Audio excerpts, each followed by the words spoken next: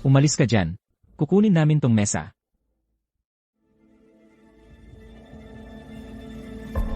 Anong tinitingnan mo? Sa'yo ako nagsasalita. Wala ka bang masabi? Hoy, Pogi, may upuan dyan. Dito po, sundan niyo ako. Salamat. Boss Kiyang, Boss Kiyang. Tuloy po kayo, umupo po kayo. Boss, 3 mangkok ng pansit. Sige po, ilalabas na. Makinig kayo. Kagabi sa Rene, yung babae doon, nakadikit sa akin, halos hindi ako matiwasay. Hahaha. Boss Kiyang, yung pansit niyo. Boss Kiyang, yung isa, ang tapang talaga. Pero alam niyo ba ang iniisip ko? Mas masaya yung mga lumalaban. Tulad ni Lynn Sinner. Ang tigas talaga ng ulo niya, pero sa huli, ako pa rin ang masusunod. Sa mga babae, konting katigasan ng ulo mas masaya. Gusto ko yung malakas ang loob. Boss Kayang, itong si Lynn Sinner, ilang taon mo na siyang kasama. Kailan mo kami papalaruin, sa mga kapatid?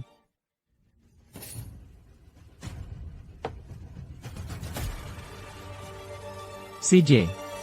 Pagsawa na ako sa kanya, Liu Qiang.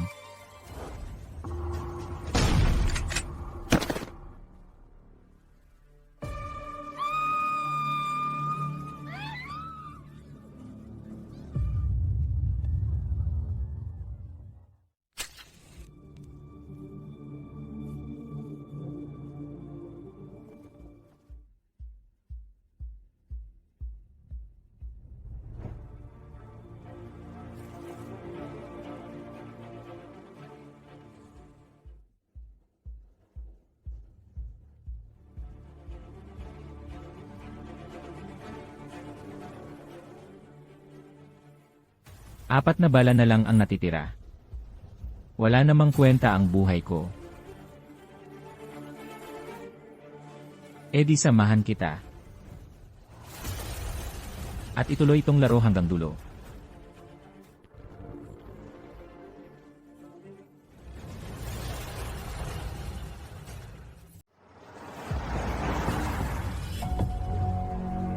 May inaabisong balita kami. Kamakailan lang, may isang suspect sa Liuja Town na nagpaputok ng baril. Nagtalo ang suspect sa tabi ng kalsada, kasama ang isa pang tao, at binaril at pinatay ang isang dumadaan. Mabangis at malamig ang dugo ng suspect. Nakakagulat talaga. Nakatakas pa ang suspect sa ngayon. Nag-aalok ang pulisya ng 200,000 piso para sa impormasyon. Nakasuot ng baseball cap ang suspect noong araw na iyon. Weidong, huwag kang mag-alala, ako na ang bahala. Kung ikaw ang magpapasalo para sa anak kong si Liu Qiang, agad kong ipapaayos ang pinakamagagaling na doktor sa bayan, ang pinakamagagaling na doktor, para gamutin ang kapatid mo. Hindi. Sige, papayag ako.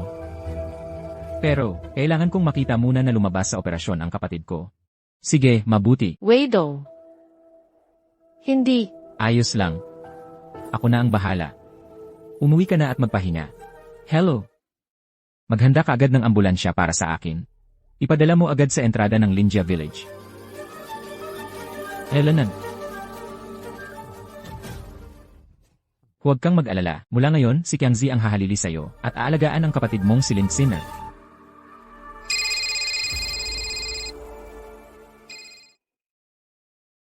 Hello. Dongsi, may balita tungkol sa kapatid mo.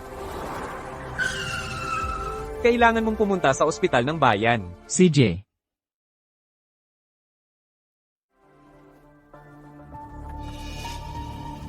Ang kakaiba, hindi ba ito yung kotse na kakaparada lang?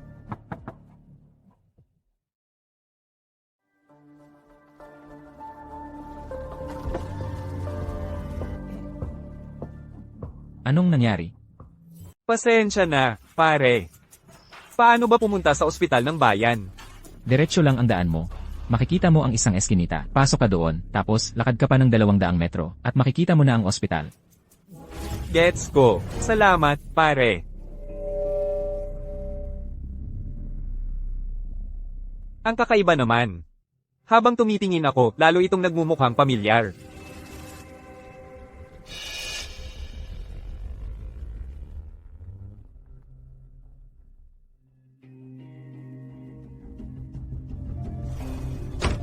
Kumusta na ang kapatid kong babae ngayon? Nakapag-dialysis na siya ng 2 beses. Pero sabi ng doktor, kailangang asikasuhin ito sa lalong madaling panahon. Masyado nang matagal nang napabayan ang kalagayan ng kapatid mo. Dagdag pa, hindi maganda ang kalagayan ng kanyang isip noon. Kaya medyo komplikado ang kalagayan ng kanyang katawan. Huwag kang mag-alala. Si Liu Qiang ay hindi na muling mambubuli sa kapatid ko. Alam ko na. Alam kong ikaw iyon. Huminahon ka, hindi kita papatayin. Kasalanan ko lahat ito. Hindi ko na ipagtanggol ang kapatid mo. Masyado akong mahina. Kaya nga siya inapi ng ilang taon. Kasalanan ko lahat ito. Sige, tama na. Hindi mo kasalanan. Alam ko, sa lahat ng mga taong ito, ikaw, ang palihim na nag-aalaga sa kapatid ko. At bukod doon, patuloy kang dumadalaw sa akin sa bilangguan. Kung may dapat sisihin, iyon ang gago ng si Liu Degi. Siya ang unang sumira sa pangako. Domsi, umalis ka na ngayon. Hindi pa mahahanap ni Liu Degi ang salarin ngayon. Galit na galit siya. Nang dinalhan ko ng pagkain ng kapatid mo kahapon. Hinailan niya ako at tiningnan mula ulo hanggang paa. Nitong mga nakaraang araw, bawat isang tao sa bayan ay hinalughog ng kanyang mga tauhan. Hinahanap niya ako. At hinahanap ko rin siya. Domsi, huwag kang magpadalos-dalos. Naghihintay ang kapatid mo na makita ka.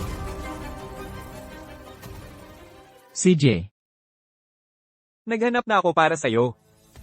Alas 7:30 ng umaga, nagpapalitan ng mga tauhan sa ospital. Doon mo nalang puntahan ang kapatid mo. Ha? Oo nga, kukuha ako ng pamalit mong damit. CJ.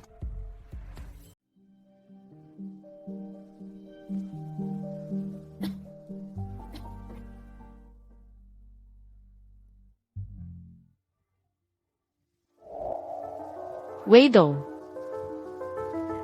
Nakalaya ka na. 8. Kasalanan ko ang lahat. Pinahirapan kita. Kung hindi dahil sa akin. Maganda sana ang buhay mo. Kasalanan ko ang lahat. Kasalanan ko ang lahat. 8. Huwag kang magsasalita ng ganyan. Simula noong bata pa ako, ikaw ang nag-alaga sa akin. Mahirap na yon. Kapag kumita na ako, ang unang-unang gagawin ko ay aalagaan kita. Ang tanga mo. Alam mo ba, doon sa loob, napakabait ko, kaya maaga akong nakalaya. Tatalupan kita ng mansanas. Ang mahal na talaga ng mansanas ngayon, $1 bawat 1 libra. Noong pumasok ako, 55 sentimos lang. Ang bilis tumaas ng mga presyo ngayon, hindi na kayang tustusan.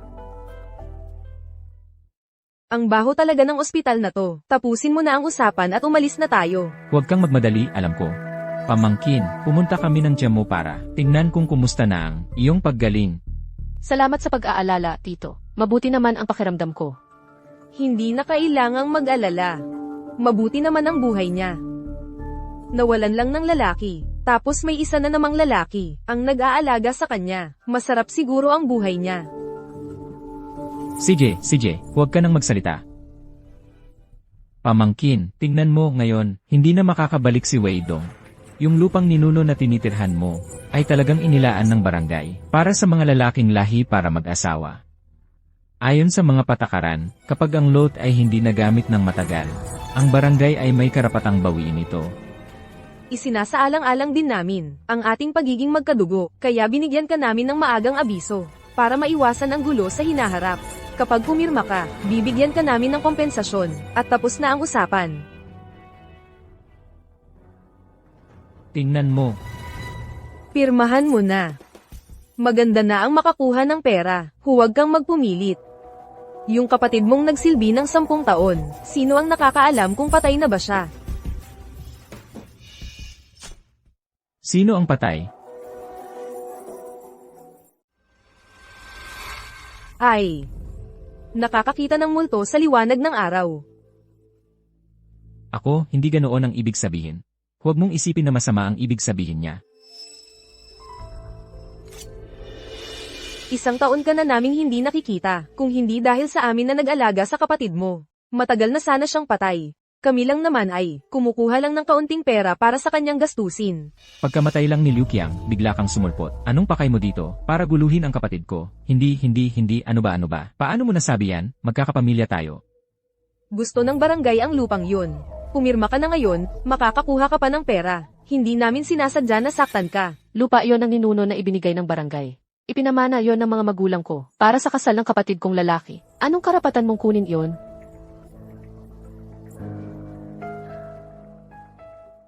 Ito ang kasunduan. Ang ganda ng sulat kamay. Ang ganda rin ng papel. Iniisip ko lang kung ano ang pakiramdam kapag pinunit. Ginagawa mo akong masama. Kaya hayaan mo akong lagyan pa ng asin ang sugat mo. Sige, walang utang na loob. Mabuti pa nga kami, binigyan ka ng perang pangligtas buhay. Ganito ka ba magpasalamat? Naku, Weidong, bakit ka ganyan? Ngayong patay na si Liu Qiang, si Xiner, ay nakikipag-ugnayan na sa binatang si Old Wang. Magkasama na sila. Ang mga taga-barangay, magkakalat lang ng chismis na nagkakantutan sila. Kung ganyan ka magpakagago ngayon, kapag kumalat na ang chismis, hindi ba, kami ang mga iginagalang na nakatatanda, ang magpapatunay para sa inyo, para malaman ng iba, na sila ay nagkatuluyan ng marangal. Tama. Kung wala kami, ang chismis sa barangay ay lulunad sa inyo. Hayaan mo silang magsalita. Kung gusto nilang sabihin, hayaan mo sila.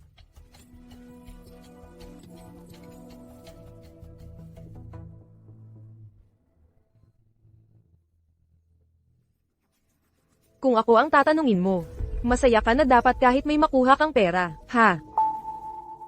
Ilang taon mo nang kinakapitan si Liu Qiang, pero wala ka namang nakuha sa huli. Pinatulog mo lang siya ng libre. Patay na ang nobyo mo. Hindi mo ba alam na dapat humanap ka ng mas magandang pagkakapitan?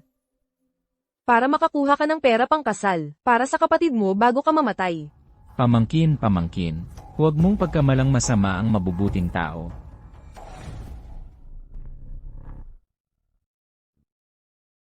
Hindi mo pwedeng pagkamalang masamang hangarin ang mabuting intensyon. Katarantaduhan.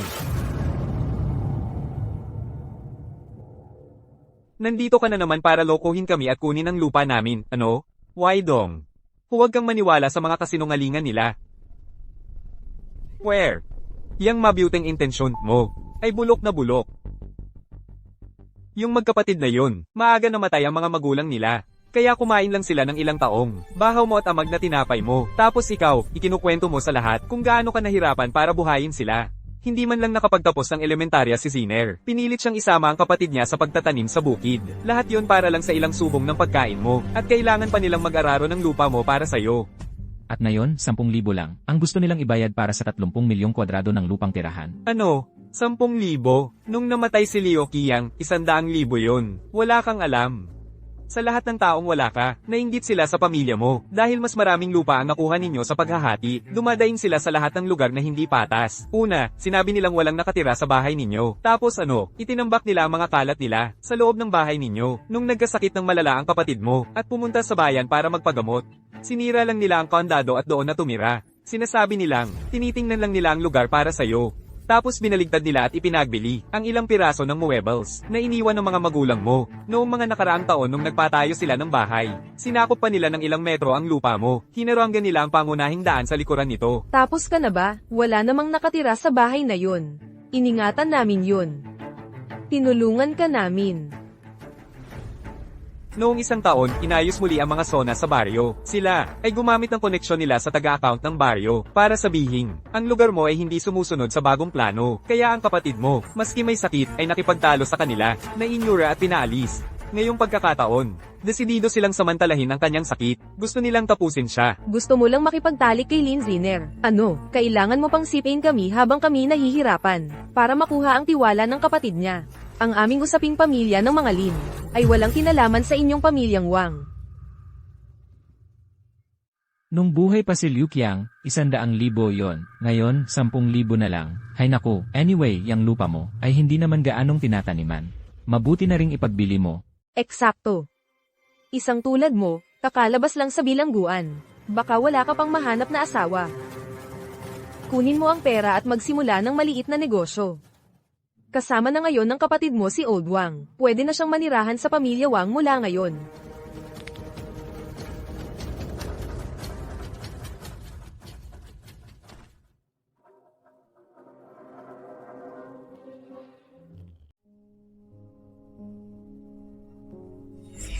Nakahanap kami ng mga resources. Pero, magkakahalaga ito ng 200,000. Wei Dong, Sabi ko na sa'yo, huwag kang magsalita ng ganyan. bakit ka makikipag-away sa isang lalaki? Nakakalabas lang sa bilangguan. Gusto mo ba? Talaga yung homestead land na yon? Oo, talagang gusto namin yan. Kung alam mo ang ikabubuti mo, pirmahan mo na ngayon. CJ, 100,000 sa cash. Gusto ko yan ngayon din. Nasaan ang kasunduan? Wei Dong, hindi na ako makakaraos. Huwag ka nang gumastos pa para sa akin. Gamitin mo ang lupa para makahanap ng mabuting asawa. Mabuhay ka ng payapa sa natitirang araw mo. Hindi na ako dapat maging pabigat sa'yo. Ate, magpahinga ka lang. Iwan mo sa akin ang lahat. Oo.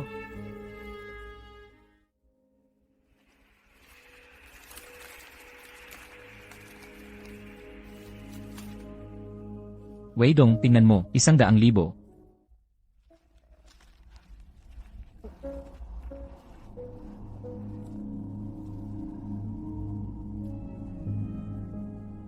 Card. Lawang, kunin mo to at i-process mo.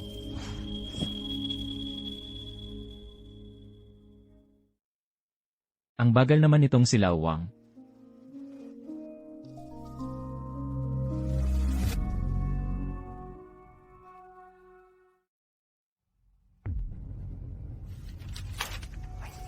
Ibigay mo. Kung mas maaga kang pumirma, hindi na sana umabot sa ngayon. Ang sakit na to. Yung malas mo, pinatay mo ang sarili mong mga magulang, at isinama mo pa sa bilangguan ng kapatid mo. Ang masamang feng shui na yan, matagal mo nang sinira. Ang pagkuha namin nito ay pagtulong sa'yo para matanggal ang malas, at nagmamapili ka pa. Tara na. Ay, ang malas-malas na bituin. Kapag mas maaga kang namatay, mas maaga kang ipanganganak muli para hindi mo nasakop ang magandang lupa. Ang perang ito, ituring mo na lang para sa kabaong mo.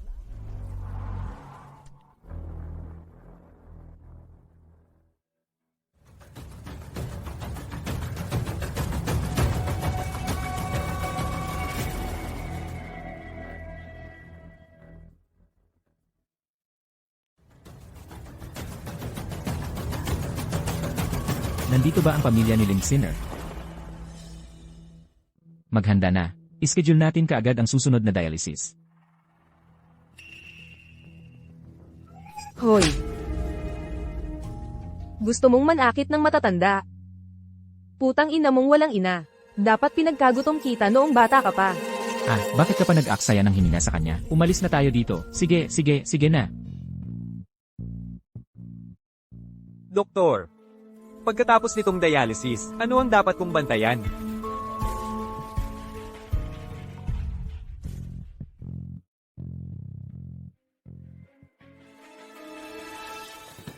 Heto, kumain ka ng mansanas. Magbabalat ako ng isa pa para sa'yo. 8. Hindi ako makakatagal.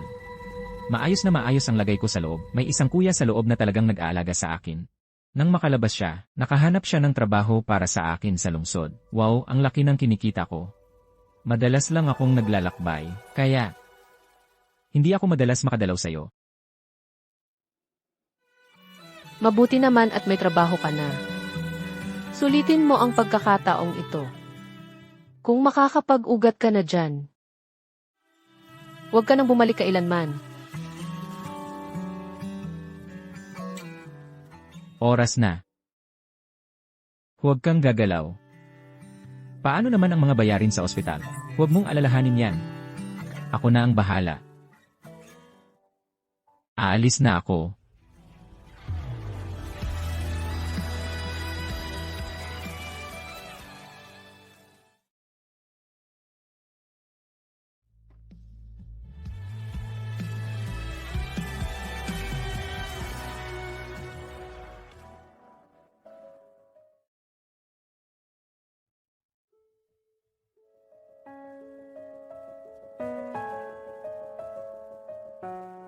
Hindi ka talaga dapat bumalik sa baryo. Konti lang ang matatandang nanonood ng TV doon. Pero pwede pa ring magdulot ng problema. Hayaan mong tumawag ng pulis kung gusto nila. Ang mahalaga ay makakuha ng pera para mailigtas ang ate ko. Maaaring ito na, ang huling pagkakataon na makikita ko ang ate ko. Kailangan kong gawin ang higit pa para sa kanya.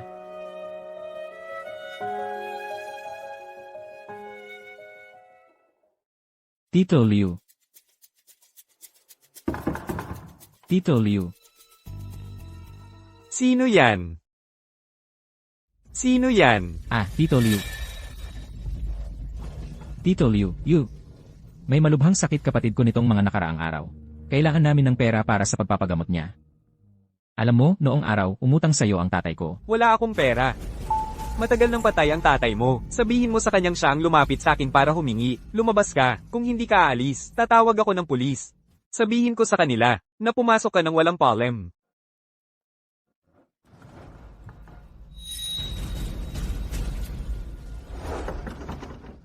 Tito Zhao. Tito Zhao.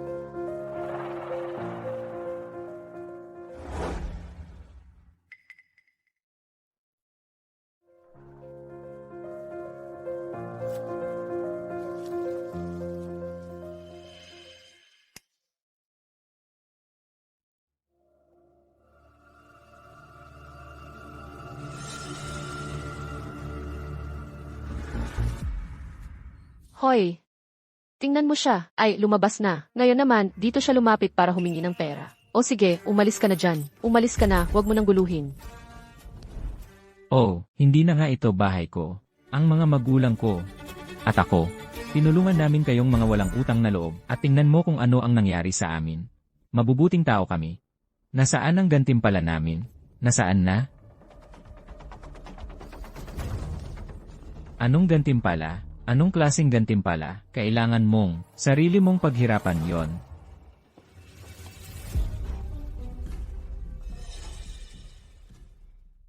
Hoy, pare, huwag kang umalis. Mukhang bago ka dito. May promo kami sa paggupit ngayon. 20% ang bawas. Hoy, teka, isasama ko pa ang pag-ahit. Mukhang maganda yan. Eh di, dito na lang ako magpagupit. Dito po. Maupo po kayo.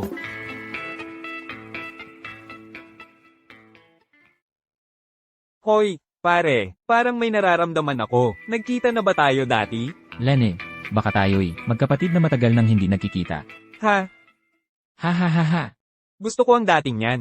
Ngayong araw, sinisiguro kong ang balbas mong ito ay gagawin kong makinis. Ayos. Hoy, bakit Liujia Town ang tawag dito? Dahil ba, lahat dito ay apelyidong Liu? Tama ka, kami ay isang mayamang pamilya. Noong mga nakaraang taon, yumaman kami sa pagbebenta ng lupa. Ngayon, lahat kami ay nakatira na sa mga apartment. Sabi niya isang unit lang ang binili niya. Pero ang totoo, siya ang may-ari ng buong gusali. Wow, grabe naman. Sigurado. Sa bayan namin, ang pinakamagandang bahay ay sa kanya. Ah, pero nung papunta ako rito, wala akong nakitang espesyal na magagandang bahay. Pare, galing ka sa dakong silangan ng kalsada, di ba? Ang gusaling iyon ay nasa dakong kanluran sa daan papunta sa bayan. Pero alam mo, napakaswerte talaga ng pamilyang iyon. Noong araw, nang bilhin niya ang lahat ng lupang tiwangking iyon, tinawanan siya ng lahat. Alam mo ang nangyari? Enan, Binili ng bayan ang lahat para na siyang hari ngayon. Sa ngayon, sa paligid, iyon na lang ang natitirang gusali. Pero alam mo ba, ang anak niya ay isang tunay na salbahing nambibiktima ng mga lalaki at babae. Lahat ng magagandang dalaga sa bayan, kapag nakita siya, lumalayo. Lene, nakakadiri talaga. Ha, tama ka dyan. Kung may ama akong ganyan, magwawala-wala rin ako. Ha ha ha ha.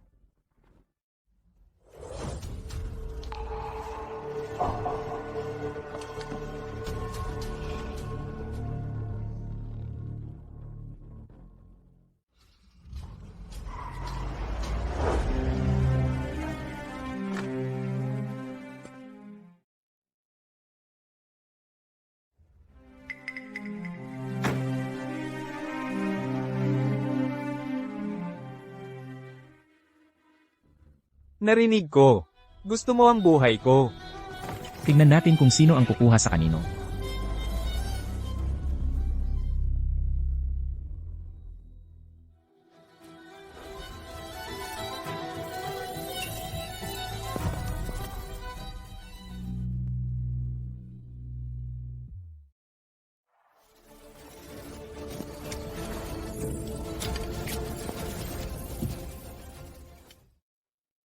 Kukunin ko ang buhay mo.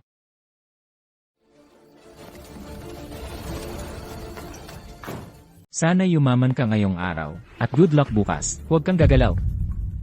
Madaling pumutok ang baril ko. Kung hindi, mawawala ang natitirang buhay mo. Humarap ka. Dahan-dahan. Ikaw.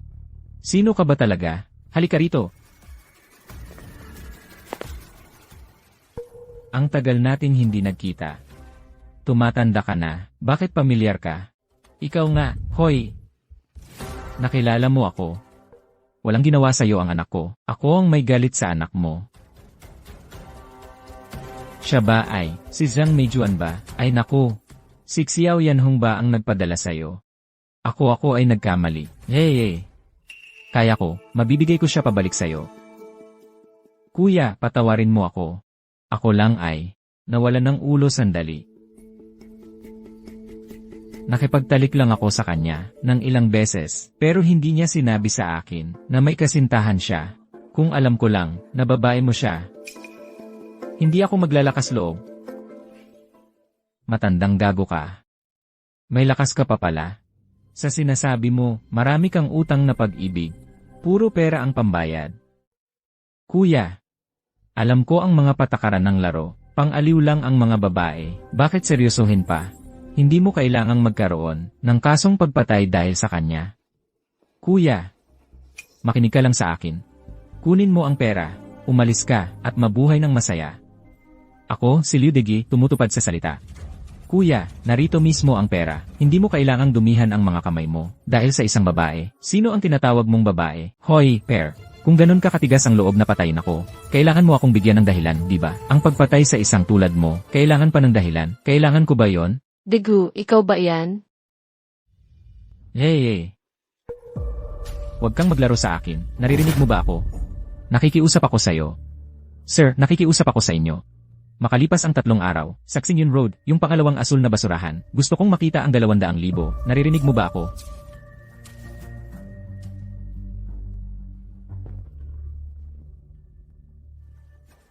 Huwag kang magloko-loko, at huwag kang tatawag ng pulis. Kung hindi, alam mo na ang mangyayari.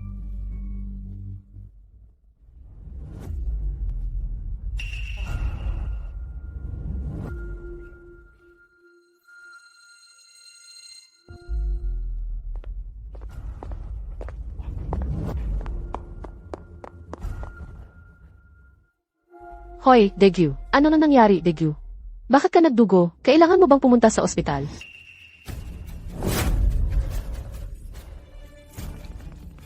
Ikaw pala, babae. Nagluloko ka sa likod ko. Muntik mo na akong mapatay. Ngayon, unahin kong kunin ang buhay mo. Hindi ako.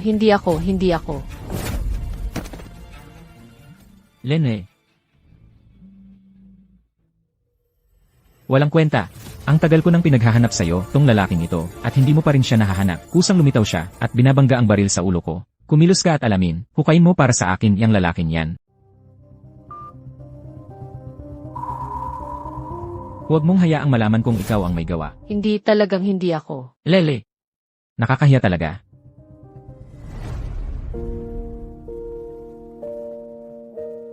Dahan-dahan. Okay lang ako. Hala, dahan-dahan. Binata ka pa pala, ha? At marunong mag-alaga ng iba. Ikaw. Wang. Wag na. Okay lang ako. Huwag kang makipag-away sa kanila. Ew, nakakadiri. Wala kang hiya, nakikipagrelasyon sa isang salbaha. Kaya nga kinuha ng pamilya Lin, ang lupang ninuno. Sino ba ang nakakaalam kung ang kapatid niya, yung nasa bilangguan, ay buhay pa rin doon? Tama na. Kayong dalawa, bantayan ninyo ang mga bibig ninyo. Ano naman, kayong dalawa ang gumawa at hindi pa namin pwedeng pag-usapan? Sasabihin ko na nga, salbahe. Salbahe ka. Ikaw. Wang. Wag na. Kunin na lang natin ang mga gamit natin at umalis na tayo. Hoy, Old Wang. Naalala mo noong 1 taon, kami ang mga lalaki, ang nag-araro ng lupa ng pamilya mo. Ano, gusto mo ngang manapak ngayon? Nanapak siya ng babae. Tara na. Aalis na tayo. Nanapak siya ng babae. Ew. Nakakadiri. Wala kang hiya. Tito, tita, nandito ba kayo? Baka wala sila. Buksan mo lang ang pinto. Hindi ito bumubukas. Ang lock na ito, malamang ng mag-asawa, napalitan na ito. Tito, buksan mo ang pinto. Anong iniiyakan mo sa tanghaling tapat? Anong pinagpapatok mo? Masisira ang pinto, kaya mo bang bayaran? Tita, nandito ako para kunin ang ilang gamit ko. Ang bahay na ito ay akin na ngayon. Anong gamit mo? Ang murang kapatid mo na Lin Waidong. Kinuha ang lahat ng pera ko, kaya iwan mo ang mga orihinal na gamit para sa akin. Ano ngayon? Ang bahay na ito ay walang kinalaman sa'yo. Tapos na ito. Ang kasunduan ay napirmahan na, at ang pera ay nakuha na, nagbabakang umatras. O sinasabi mo, may pera kang itinago sa bahay na ito. Hayaan mong sabihin ko sa iyo. Hindi ka makukuha ng kahit isang sentimo ngayon. Tita, gusto ko lang kunin ang ilan sa mga gamit ko. Walang mahalaga. Hindi pwede, hindi ka pa rin papasok. Kami ang magdedesisyon kung ano ang mahalaga o hindi. Tita, magkaroon ka ng habag. Papasukin mo ako. Ang bahay na ito, na ibinenta ng murang halaga sa'yo. Huwag kang magpaka-inosente pagkatapos makakuha ng magandang deal. Ano? Ang bahay na ito ay akin. Hindi ko lang papapasukin kayo. Sa tingin ko, hindi ka pa rin nagbabalak ng maganda. Nagbabalak bumalik at magnakaw ng gamit. Ha? Ang paraan ng pag-uusap mo. Ziner ay napakasakit. Gusto lang niyang kunin ng kaunting, ng sariling gamit niya. Anong kinalaman mo? Magkakamag-anak kayong lahat. May konsensya ka ba? Matandang bastardo, ikaw ay nag-aalala sa negosyo ng iba ng walang dahilan. Ano nang kinalaman mo? Umalis ka.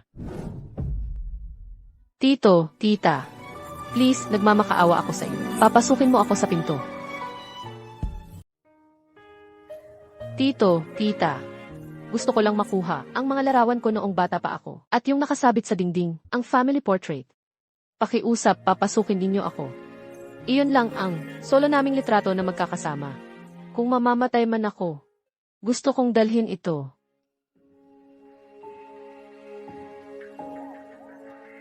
Kung ganyan ka sana kaayos noon, walang problema. Gusto mong pumasok? Oo. Para matigil na rin ang chismis, na hindi ka namin itinuring na kapamilya. Family discount, bayad para makapasok, 20,000. 20,000 para makapasok. Paano ako magkakaroon ng ganoong kalaking pera?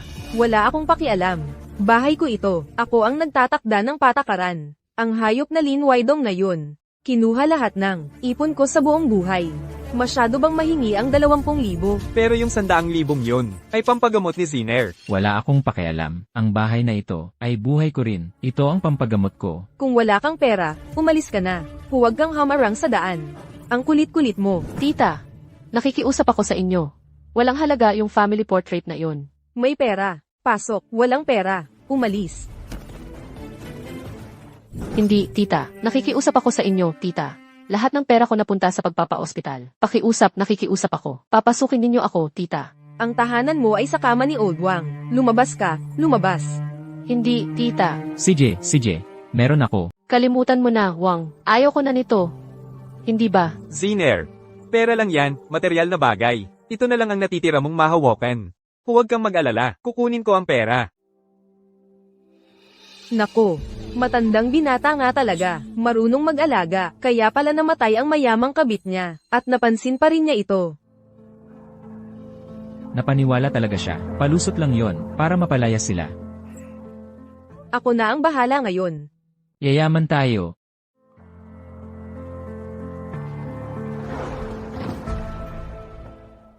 Diyos ko, sa pagsasalita lang, nakakuha tayo ng 20,000. Yung matandang yon ay talagang handang magbayad ng 20,000 para sa basurang yon. SHH. Bawasan mo ang boses mo. Nandyan pa siya, sa labas ng pinto. Ay, nako. Sandali lang, huwag kang magsalita ng ganyan. Panoorin mo lang kung paano ko mabawi ang 100,000 yun, ngayong araw. CJ, laging may plano ang asawa ko. Narinig ko na umalis si Lin Waidong para magtrabaho. Gusto kong makita kung sino ang magtatanggol sa kanila ngayon. Pero paano kung bumalik si Lin Weidong para maghiganti? Napaka-protektibo niya sa kapatid niya. Ang ginagawa natin, hindi ba't medyo mabagsik? Baka dapat humingi tayo ng mas kaunti. Tingnan mo, duwag ka. Kung hindi dahil sa'yo, noon, baka hindi tayo naglabas ng 100,000. Ako ang sinisisi mo, mabilis ka ring naglabas ng card mo. Sinasabi ko lang, ano ba ang kayang gawin ni Lin Waidong? Anong kinakatakot mo? Wala siyang mawawala. Mga tulad niya, kakalabas lang sa lugar na yon. Hindi nila iniintindi ang buhay nila. Nakita mo kung ano siya sa ospital. Ang kapatid niya ang lahat sa kanya. Paano kung bumalik siya at makipagpatayan sa atin? Ang swerte ay nasa mga matapang. Ang mga duwag, magugutom. Hindi mo ba narinig yan? Sige na, umalis ka na dyan. Huwag mong sirain ang pagkakataon ng matandang ito na yumaman. Hindi. Jianming, Ha? sabihin mo sa akin ang totoo. Naaawa ka ba talaga sa kanila? Paano ako maaawa? Ang tagal ng patay ang kapatid ko. Mabuti naman kung ganoon. Kung hindi ka sana naging duwag noon, ang pinakamagandang lote ay hindi mapupunta sa pangalawang kapatid. Buti na lang sa atin, yung mag-asawang yun, ay walang swerte para mabuhay ng matagal. HMPH. Sa tingin ko, minalas lang sila, hindi nila naipit. Sige, tama na. Dapat ka nang magbawas ng salita. Siyempre, patay na sila. Sasabihin ko, kung may lakas ng loob sila, hayaan silang gumapang dito at hanapin ako. Pa. Malas. Yung patay na multo. Noon, nagkataon lang, na natakot tayo, ng batang yun na si Lin Waidong. Kung hindi, sa 10,000 dolyar lang, nabili na natin yun. Tapos, noong, iba na ang lumang bahay. Ang laking lote, ay mabebenta ng 300,000. Mag-aagawan ang mga tao para bilhin yun. 270,000 luji, ganoon lang. Tiningnan mo na ang presyo. Siyempre, ang buong pamilya mong Lin, ay aasa sa matandang ito. Kaya, ibebenta natin ang lupa sa munisipyo, para ipaunlad, at pagkatapos tayo, ay makakabili ng magandang bahay sa bayan, at magretiro ng comfortable. Pero lupang ninuno yan. Ano naman kung lupang ninuno? Sino ba ang may gusto nitong pangit na lote? Sino ang nakakaalam kung gaano katagal, bago matapos yung pagpapaunlad? Bukod pa riyan, papayag kaya si Lin Ziner na, ang kapatid niya, nakakalabas lang, kakahanap lang, ng trabaho, at pagkatapos panoorin siya, na bumalik sa probinsya. Tama. Ang asawa ko ang pinakamatalino. Hintayin mo lang. Lin Jianmen. Hoy, labor, ang darating. Lin Jianmen, buksan mo ang pinto. Heto ang 20,000. Nasa notebook ang password. Wang, pero ito ang ipon mo sa buong buhay mo. Ayos lang, para sa'yo. Handang gawin ko to. Hoy, pasok ka. Tara na. Pamilya tayong lahat dito. Huwag ka lang dyan sa labas. Tara na. May kasunduan tayo. Ang kukunin mo lang ay yung mga kalat mo.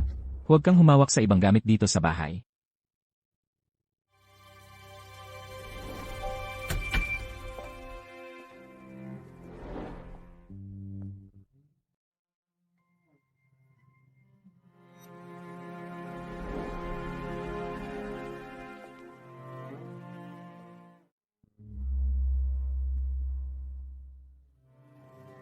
Bilisan mo at kunin mo na. Kunin mo at umalis ka na.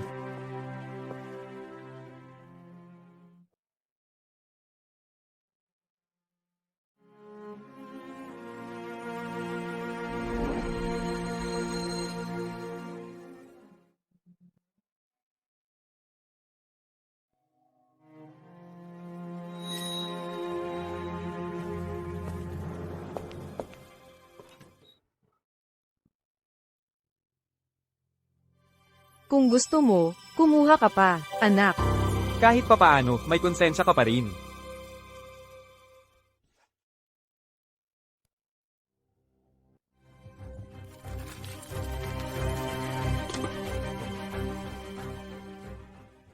Anong hinahanap-hanap mo? Nagtago ka nga ba ng pera? Imposible. Na-check ko na tong aparador. Mga basahan lang to. Kawawa naman.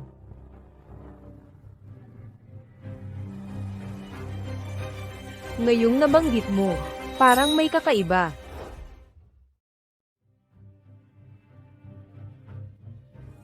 Anak, anong hinahanap mo? Gusto mo ba kaming tulungan kang maghanap?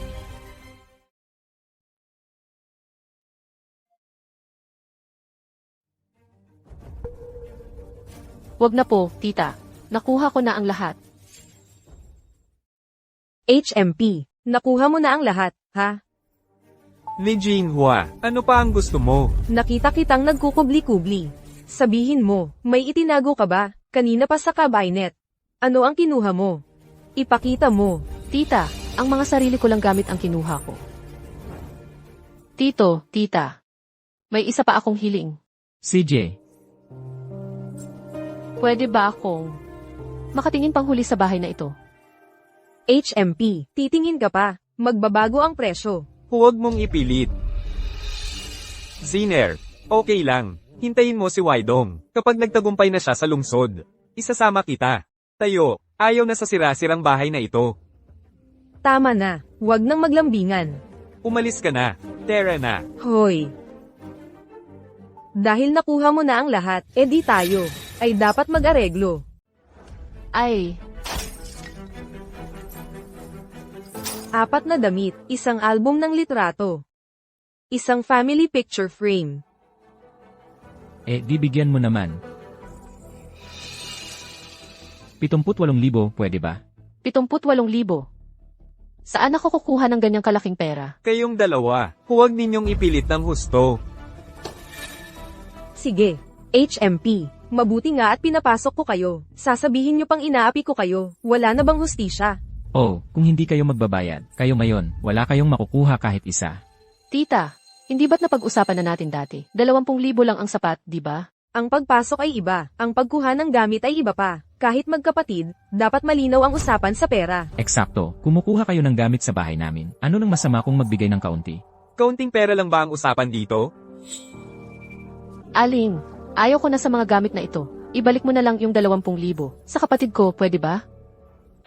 Yung 20,000 mo, kapag ibinigay na yon. Hindi naman kita pinagbawalan na pumasok. So ayaw mong ibigay, ha? Tatawag ako ngayon, ng pulis. At magsasampa ng reklamo laban sa inyo. Oh, nasa presinto ang kapatid ni Jinhua. Kapag dumating ang panahon, malaki ang problema nyo. Hindi, huwag tayong tumawag ng pulis. Hindi natin pwedeng ma-expose ang sitwasyon ni Domsi. At yung mag-asawa ay may koneksyon sa presinto. Talagang pahihirapan nila si Ziner. Sino ngayon ang hindi makatwiran? Jinhua, pwede bang huwag kang tumawag sa pulis? HMPH. Kung hindi mo ibabalik sa akin ang cellphone ko, ang usapang ito, hindi matatapos kahit sa 80,000. Tito, pakiusap huwag kayong tumawag sa pulis. Bigyan ninyo ako ng kaunting oras. Maghahanap ako ng mga taong mag-aambag. Hindi. Gusto namin ngayon na. Kung hindi, hindi ka makakaalis sa bahay na ito. May punto ang sinabi ng tiya mo, kahit magkapatid, dapat malinaw ang usapan sa pera.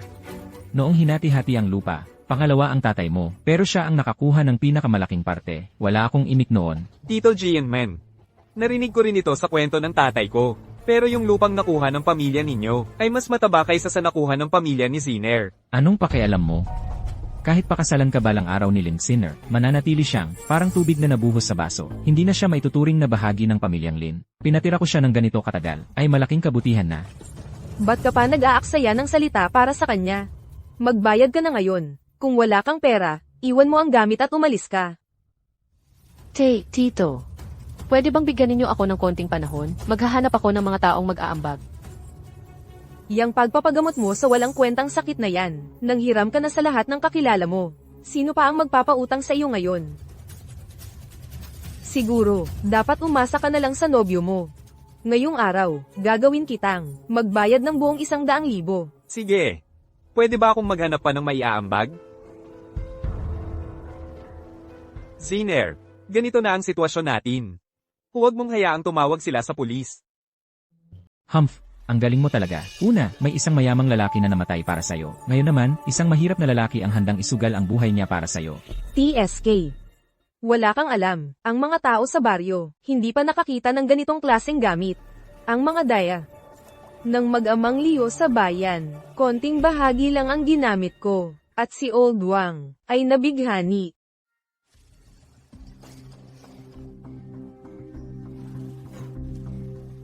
Paano ito, makapaglaman ng 80,000? Hindi ka nagsisinungaling sa amin, di ba? Ito ang naiwan ng aking ina bago siya pumanaw. Kuya Wang,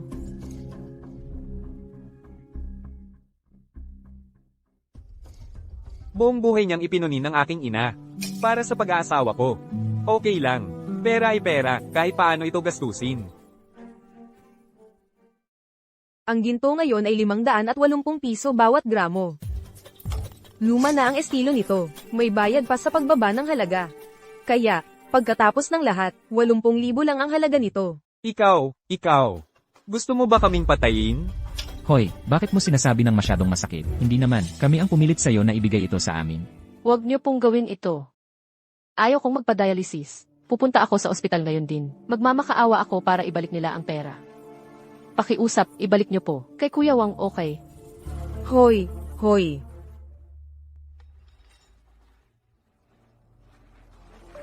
Arf, kalimutan na. Ikaw umalis ka na, isipin mo na lang na mabait kami.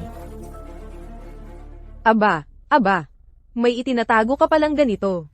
Ninakaw mo ang aking gintong pulse Erez.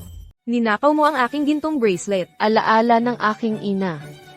Dala-dala niya ito nang pumasok siya sa pamilya. Alam mo yan, Tito.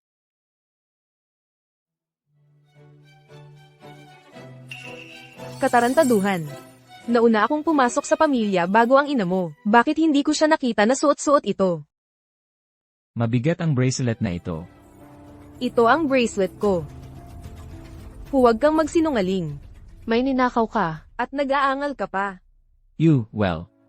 Masyado kang bata noon para matandaan. Ang bracelet na ito ay para sa tita mo. Mga hayop kayo. Inaapi ang isang may sakit na pinsan. At ninanakaw ang alaala niya. Hindi ba kayo natatakot na masalpok ng kidlat? Hoy, noong pumasok ang ina mo sa pamilya, mahihirap at mukhang pobre. Paano siya nagkaroon ng gintong bracelet? Ang lakas ng loob mo. Puro kasinungalingan ka, at pagnanakaw, gaya ng kapatid mo na nasa kulungan, walang integridad. Sige, Hindi mo ibibigay. tatawag ako sa pulis. Huwag mong ipilit. Ikaw, wala kang anak na mag-aalaga sa iyo pag namatay ka. Pag tumanda ka, kailangan mo pa rin ng mga kapatid mo para mag-alaga sa iyo hanggang sa huli. Tama siya. Duwag ka, balimbing ka, walang sense yan. Huwag kang magsalita ng kung ano-ano. Anong pakialam mo? Di ba pwedeng sa home for the aged na lang ako pagtanda ko? Bakit ako aasa sa taong galing sa kulungan? Baka mauna pa siyang mamatay kaysa sa akin. Sige na nga. Ayaw mo ibalik. Tatawagin ko ang pulis. Nakaw ka na nga, nananakit ka pa, ang kapal ng mukha mo. Tatawag na ako ng pulis ngayon din. Makinig ka sa akin, sasabihin ko sa presinto, sasabihin ko sa kanila, ire-report kita sa pagnanakaw, nahuli ka sa akto. Gusto kong arestuhin kanila, tingnan natin kung matigas ka pa.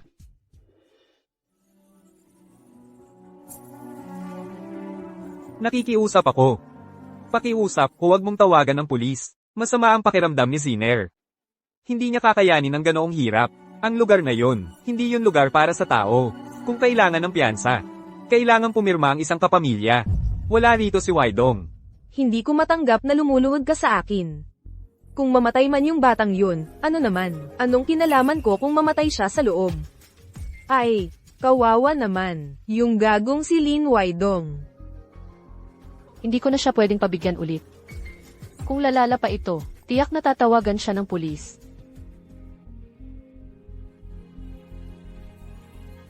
Heto ang bracelet. Tapos na tayo. Pwede ko na bang kunin yung gamit? Ganito dapat.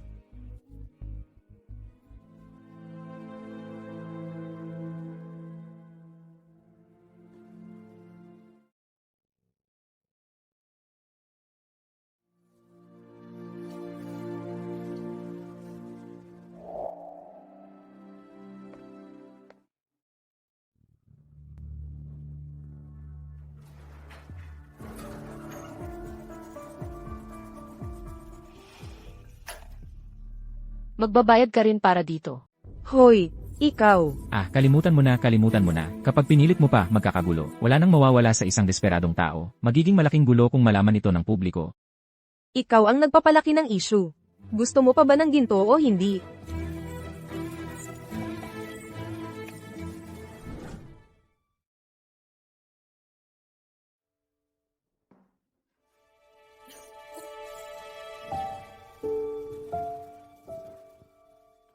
Huwag kang magalit. Kahit papaano, nabawi natin ang gamit. Uminom ka ng tubig. Buti na lang. Mayroon pa tayong matutuluyan at matitirhan. Kung okay lang sa'yo. Hoy! Hindi na ako magtatagal. Huwag mo nang sayangin ang oras mo sa akin. Tungkol sa ginto kanina. Ako na ang bahala para mabawi iyon para sa'yo. Huwag kang magsalita ng ganyan. Gagaling ka rin, at hindi mo kailangang bawiin ang gintong iyon. Alam ko ang kalagayan ng katawan ko. Ziner. Ikaw. Payag ka pa bang mabuhay kasama ako? Ako, Simula bata pa, gusto na kita. Pero, noong inaapi ka ni Liu Qiang, duwag ako, walang kwenta. usap-usapan na ng buong barangay. Hayaan mo silang mag-usap. Hindi ka pa kasal, at ako rin. Anong masama kung magsasama tayo kung nagmamahala naman tayo? Oh, hoy. Tungkol sa nangyari kanina, pwede bang huwag mong sabihin kay Weidong? Ayokong mag-aksaya na naman siya ng oras para sa akin. At ayokong magkamali siya ng magkamali. Sige. Pasensya na, Ziner. Hindi ko kayang manood lang ng inaapi ka, nang walang ginagawa. Isipin mo na lang na makasarili ako.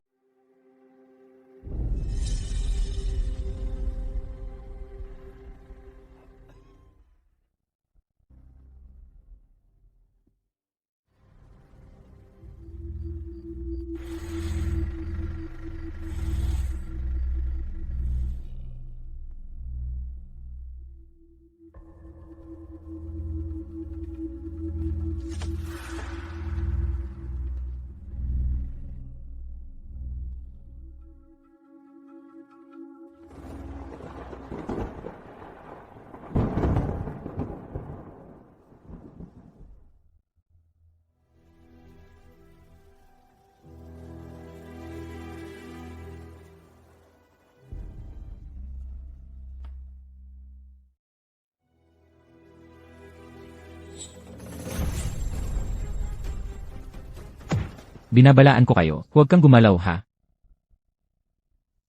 Sira ba ang ulo mo? Nagtatrabaho ako, asikasuhin mo ang sarili mong gawain, umalis ka. Putang ina mo. Sira ba ang ulo mo, naghahalongkat ng basura?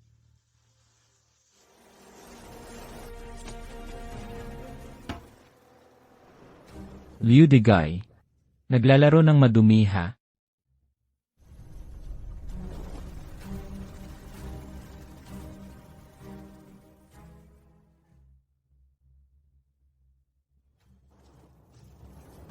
Kaya di mo ako sisihin sa pagiging walang galang.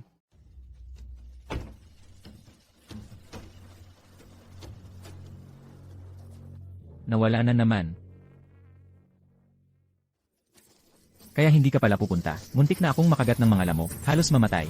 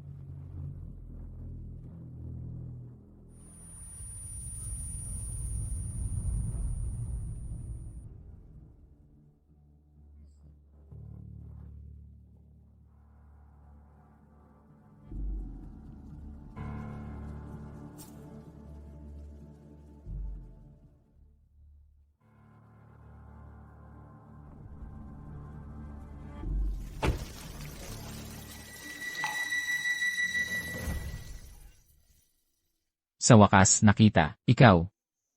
Ha ha ha. Halika at tingnan mo, siya ba ito? Hindi ito yon. Maliban sa baseball cap, wala nang ibang tumutugma. Ikaw lang, naglakas loob na humingi sa akin ng 200,000. Gusto mong mamatay?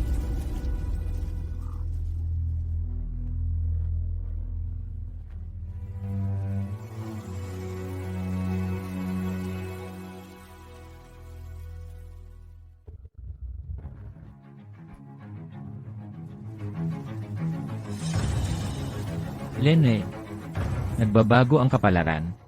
Ngayon, ako, ay ipapadala ka sa impyerno.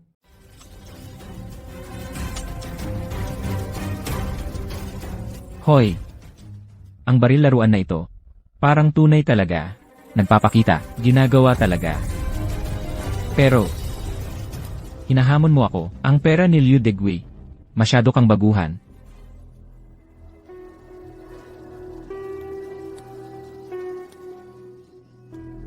Ibaligtad mo siya.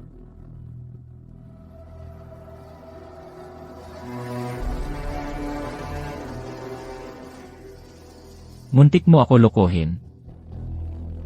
Lene. Bagay talaga ang itsura mo. Pati ang baseball cap. At ang baril. Lene.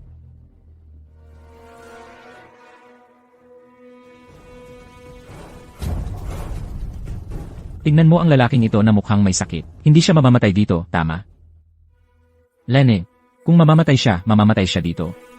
Huwag mo ako sisihin.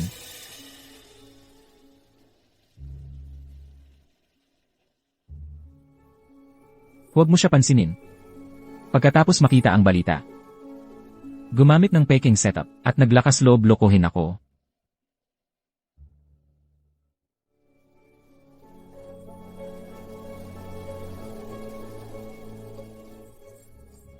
Hindi siya ang taong hinahanap natin. Tara na.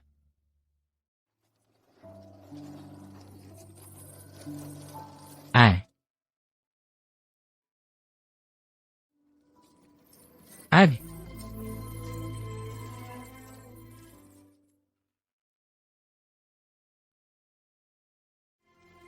Sa totoo lang, akala mo kaya mo. Akong patayin? Ha ha ha ha.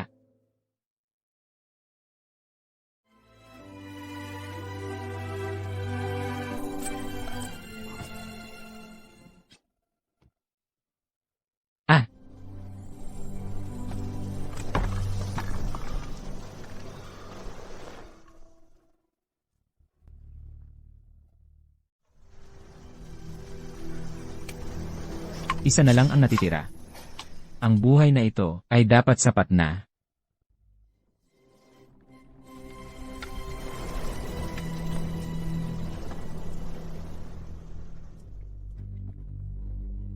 Ah! You!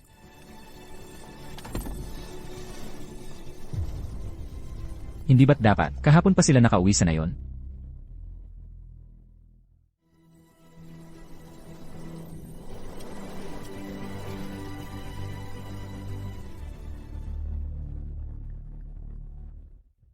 Well, ako muna ang bahala sa'yo. Ah!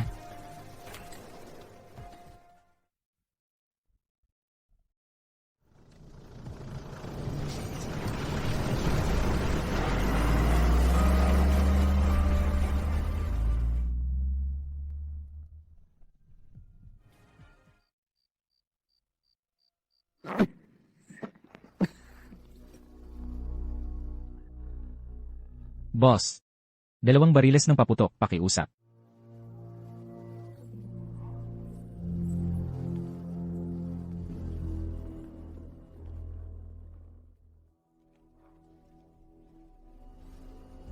Sa'yo na ang sukli. Kunin mo ang pera. At magsara ng maaga.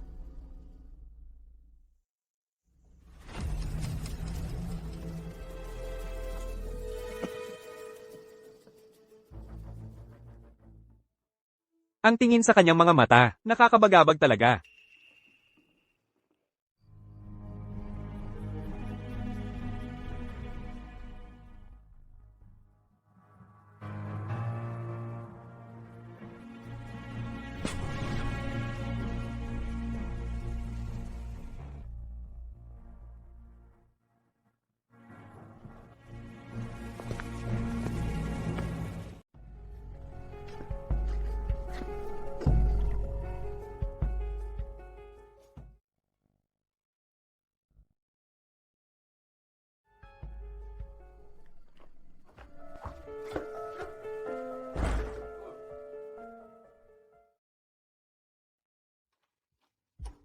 Hoy, Why Dong?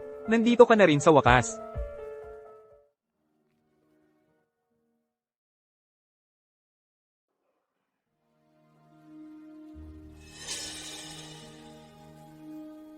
Anong nangyari? Wala kang kaalam-alam. Yung mag-asawang iyon. Sobra na talaga ang ginawa nila. Anong ginawa nila sa kapatid ko? Anong ginawa nila sa kapatid ko? Sila. Kuya Wang, huwag ka nang magsalita. 8. Bakit hindi mo sinabi sa akin? Wei Dong, bakit ka umuwi? 8. Ano ba talaga ang ginawa nila sa'yo? Sabihin mo sa akin.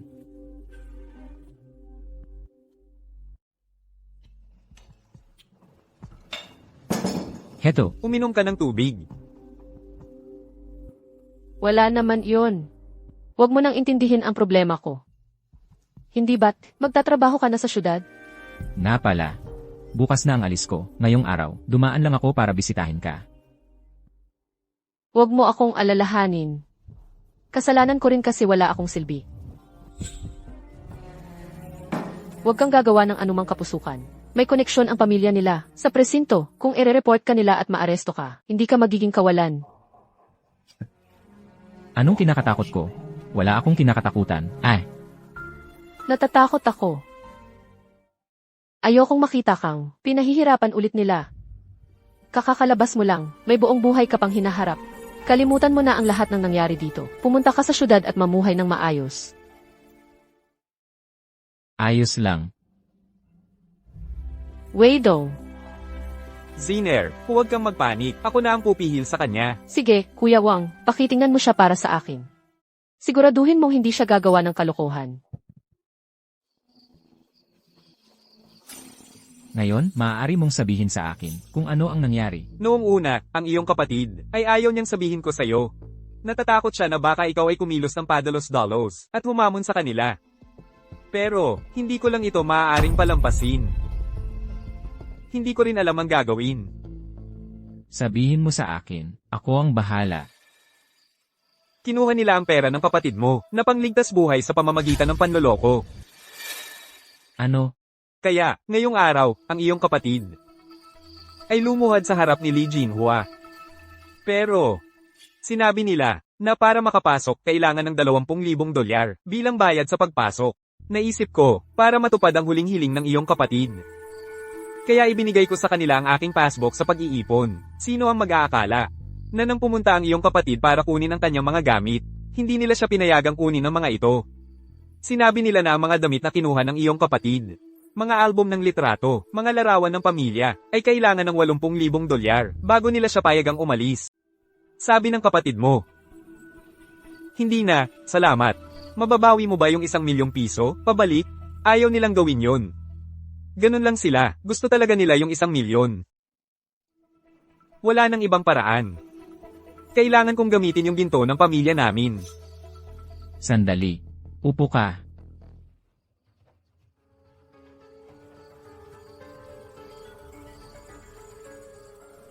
Manigarilyo ka muna.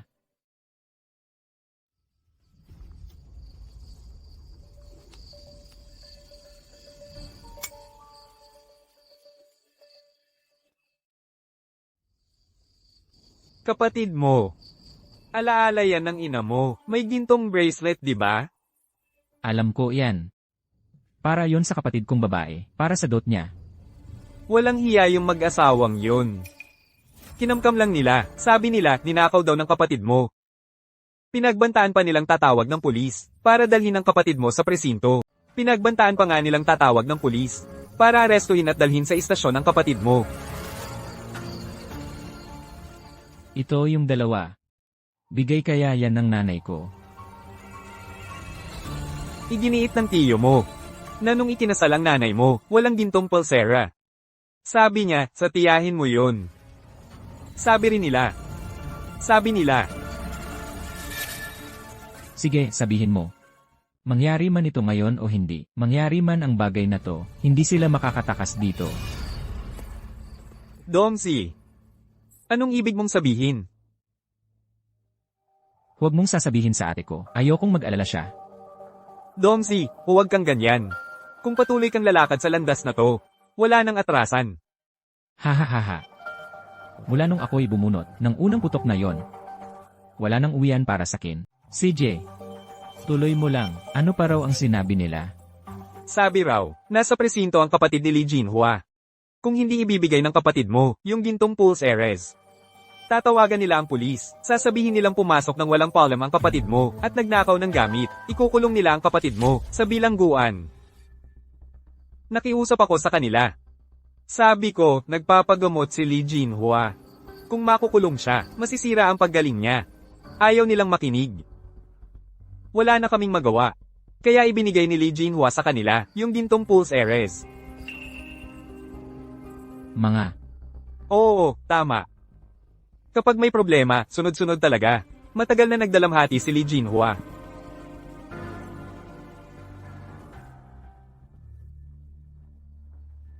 Ang laki ng tumpok. ngayong aalis ako, wala man lang akong nakuha. Kung hindi ko makuha ang pera, ano ang silbi ng lahat ng ito? Sabi nila, ang tatay ko raw ang kukuha. Patay na ang tatay ko, gaano nakatagal? Kung hindi sila magbabayad, pwede na silang bumaba at makita ang tatay ko. Dongsi, Huwag kang mag-alala, hindi ako ganoon. Dahil lang may utang sila sa akin. Hindi ibig sabihin papatayin ko sila. Pero may isang bagay na kailangan mong tandaan. sige, ituloy mo. Binilhan ko ang kapatid kong babae ng 2 kahon ng paputok. Noong bata pa kami, ang kapatid kong babae at ako ay may isang malaking pangarap. Tuwing bagong taon, gusto naming kasama ang pamilya, magkakasama-sama, at magkaroon ng Noche Buena, at baka magpapaputok din. Siguradong perpekto iyon. Pero namatay ng maaga ang mga magulang namin. Ni hindi ko man lang magawa para sa kanya. Ang maliit na pangarap na ito, ni hindi ko man lang magawa iyon para sa kapatid ko. Pagkatapos ng paputok, tawagan mo ang pulisya. Hindi ako pupunta. Ikaw ang pumunta. Tulungan mo ang kapatid mo. Ikaw ang pumunta. Gusto mo bang lumuhod ako at magmakaawa? Pagkatapos ng mga fireworks, sabihin mo, nakita mo ako lumabas sa bahay ni Lee Jinhua. Ilarawan mo ang itsura ko sa kanila, ang pangalan ko. Yan lang ang kailangan mong sabihin. Natatakot ako baka, isipin nila kasabwat mo ako. Matatalino sila para malaman kung saan ako pumunta. Hindi ako pupunta sa pulis. Ang ganitong betrayal, hindi ko gagawa yan. Kailangan mong i-report ito, kung hindi, ang kapatid ko hindi makakaraos. Ano ang ibig mong sabihin, Dongzi? Kanina pa ako nagtatanong kung ano ang problema. Ubo ka ng ubo, parang lalabas na ang baga mo. Kung may tao, mauna sa'yo, at maunang makahanap ng Lee Jinhua, hindi mo makukuha ang 200,000. Alam mo yan? Sa ngayon, ang bounty ay nagkakahalaga ng 200,000.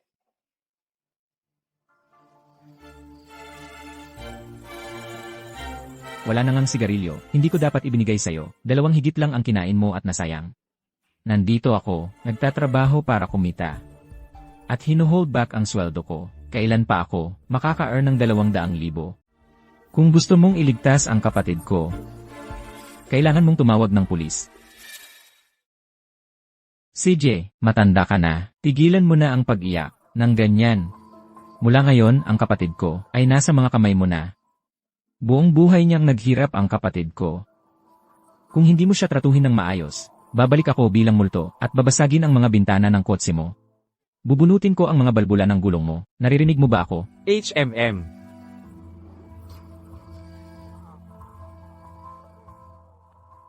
CJ. Pagkatapos ng mga paputok, tandaan mong tumawag ng pulis. CJ, punasan mo ang luha mo. Huwag mong ipakita sa kapatid ko. Maging masaya ka. Sumama ka sa kapatid ko magpapaputok. Sige na, sige na. Signer. Tara, magpapaputok tayo.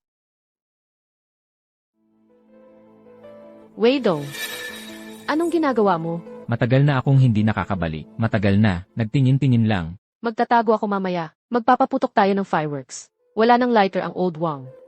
Hindi ito mapapaputok. CJ, Dongzi, paputok mo para sa amin. sigurado. Bakit parang bata ang ginagawa mo? Natatakot ka sa mga ito kahit noong bata ka, pero gusto mo pa rin magpapaputok. Natatakot pa rin kahit adulto na. Masyadong maingay ang bagay na ito. Hindi kami natatakot. Signer, tayo sa harap para manood. Tara, mas maganda ang view doon. Seryoso, nandito pa ang Dongsi. Hindi natatakot. Kaibigan ko ang Dongzi. Hindi niya ako sasaktan. Manood kayong dalawa sa harap. Manood ako sa likod, ang mga nasa langit.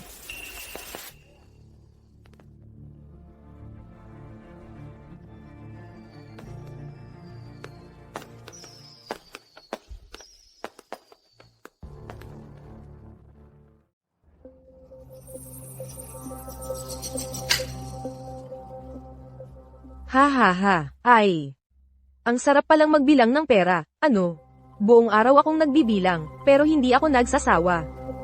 Hindi ko inakalang ang 6 o 7,000 piso ay matagal palang bilangin. Itong silawang hayop, ang ginto, ay tunay na ginto nga. Kung ibebenta natin ang bracelet, baka mas marami pa. Hindi pwede, huwag mong isipin ang gintong bracelet ko. Hindi ba't sinabi mo yon? Ibenta ang lupa sa halagang 300,000, tapos mag-ipon pa tayo ng pera, at bumili ng bahay sa bayan para sa pagretiro. Hindi, talagang hindi. Gusto ko talaga ang gintong bracelet na ito. Noong suot ito ng nanay ni Lin Waidong. Kinakainggitan ko na ito noon pa. Hihihi. Kasalanan mo lahat ito, kasalanan mo lahat, walang kwentang asawa. Ang tagal ko nang napasok sa pamilyang ito, wala man lang akong disenteng alahas na ginto. HMP, kung wala lang ang asawa mo dito ngayon. Sa pagtingin ko sa'yo sa kalunos-lunos mong kalagayan, sa tingin mo nakaupo ka rito nagbibilang ng pera. Lahat ito, salamat sa asawa ko. Sa pagsasabi lang ng ilang salita, parang perang umuulan mula sa langit. Nakakuha ng libo-libo. Hindi ko nga ito pinangarap. Makinig ka, huwag mong isipin na hawakan ang pulsaries ko. Bilangin mo ang pera. Bibilangin ko hanggang sa huling piraso. Kapag nagkamali ako ng bilang, pupunta ako bukas sa tindahan ng ginto, at kukuha ng dagdag. Sasabihin ko lang na sila ang may kasalanan. Niloko nila tayo. Tito, ang huli na, anong ginagawa mo rito? Namiss kita, gusto ko lang pumunta, at may dala ako. Iiwan ko lang ito at aalis na ako. Pasok ka na agad.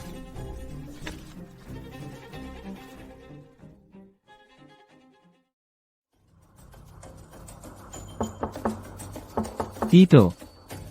Anong ginagawa mo rito sa ganitong oras? Namiss kita. May dala ako. Aalis na ako pagkatapos kong iwan ito. Ang huli na, anong kailangan mo? Ikaw, kakauwi mo lang. Kakadating ko lang. Wala rito ang kapatid mo. Ganun ba? Huli na talaga. Matutulog na kami ng tiya mo. Kung ano man yan, bukas na lang natin pag-usapan. Hoy! Tito, huwag kang mahiyang pumasok. Ilalagay ko lang ito, kukuha ng isang bagay, tapos alis na ako. Pwede ba yon? Anong bagay? Ikaw, ibinenta mo sa akin ang bahay na ito. Pumirma tayo ng mga papeles, may patunay. Patunay? Hayaan mong sabihin ko sa iyo ang tungkol sa patunay. Ang bahay na ito ay naibenta sa iyo. Pero ang mga gamit sa loob ay sa kapatid ko pa rin, di ba? Wala akong hinihingi na iba. Ang gusto ko lang ay yung pulseras. Anong gintong pulseras? Hindi ko alam, kailangan ko ng matulog. Tito, ang sabi ko ay pulseras. Hindi ko sinabing, gintong pulseras yon. Sabi ko gusto ko ng bracelet. Hindi ko naman sinabing kailangan. Ginto. Tito, sinubukan kitang kausapin, ng maayos. Ang huli-huli na, sino bang may gusto kausap ka?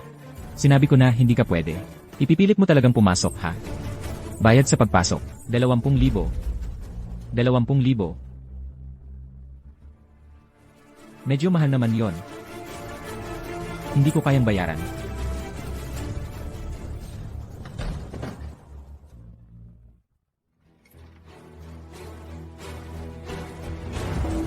Mukhang. Tong bayad na 20,000. Hindi ko na pala kailangang bayaran. Ikaw pala. Kanina, ganito rin ang ginawa mo sa kapatid ko, Liu Kayang. Ikaw ba ang pumatay sa kanya? Lin Jayanman, bakit ka nakikipagtalo sa kanya? Gabi na ng gabi, hayaan mo nang makapagpahinga ang mga tao. Hoy, Tulog na. Tulog na. ngayong nandito ka. Hindi ka na aalis. Halika. bilisan mo, huwag kang magpatumpik-tumpik.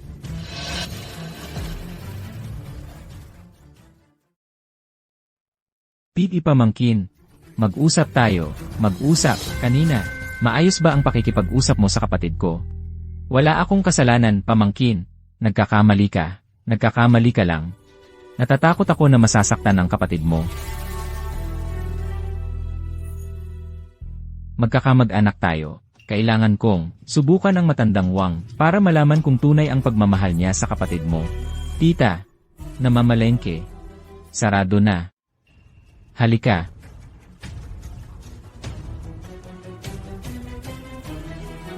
Pamangkin. Ibaba mo muna ang baril. Mag-usap tayo. Ay lapag mo muna ang baril. Pag-usapan natin ito. Iyong tiyuhin. Ay tama. Para sa ikabubuti mo ito. Tingnan mo. Si Lawang ay naglabas pa ng pera. Iyon ang patunay na mapagkakatiwalaan si Lawang. Matandang binata siya. Hindi pa nakakasama ng babae. Hindi niya alam kung paano pahalagahan ang isang asawa. Di. Mapagkakatiwalaan din si Liu Qiang. Ang lalaking tulad niya, na mahilig makipaglandyan, ay pumasa rin sa pagsusulit mo, ha?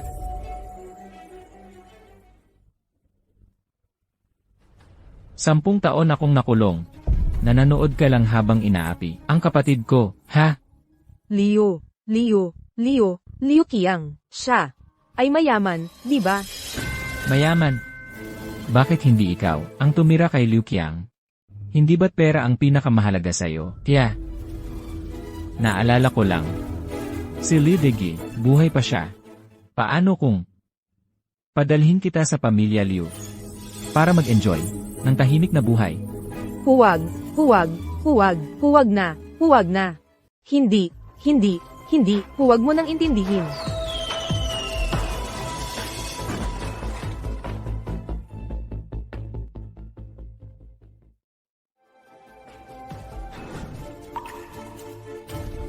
Kung ayaw mong mamatay, CJ, bibigyan kita ng pagkakataon. Halika, ipakita mo ang ugali mo.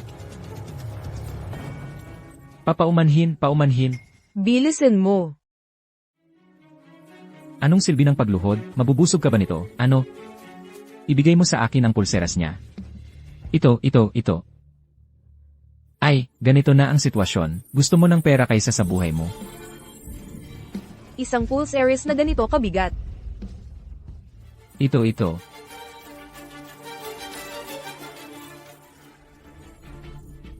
Pipi pamangkin, anong ginagawa mo? Magsalita ka ng maayos. Anong ginagawa mo? Tita, kung ayaw mong mamatay siya, kung gayon bilisan mo, mahal, ibigay mo, mahal, ang pulseras, mahal, sa akin, mahal, ibigay mo na. Ang galing-galing mo, bigyan mo na siya.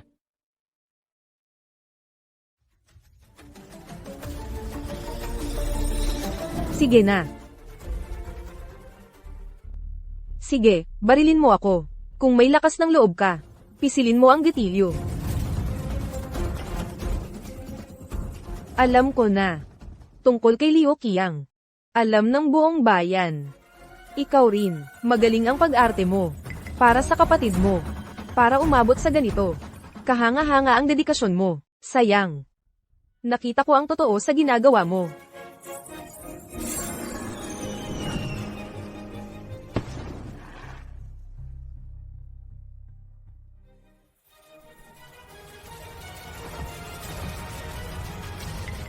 Ha.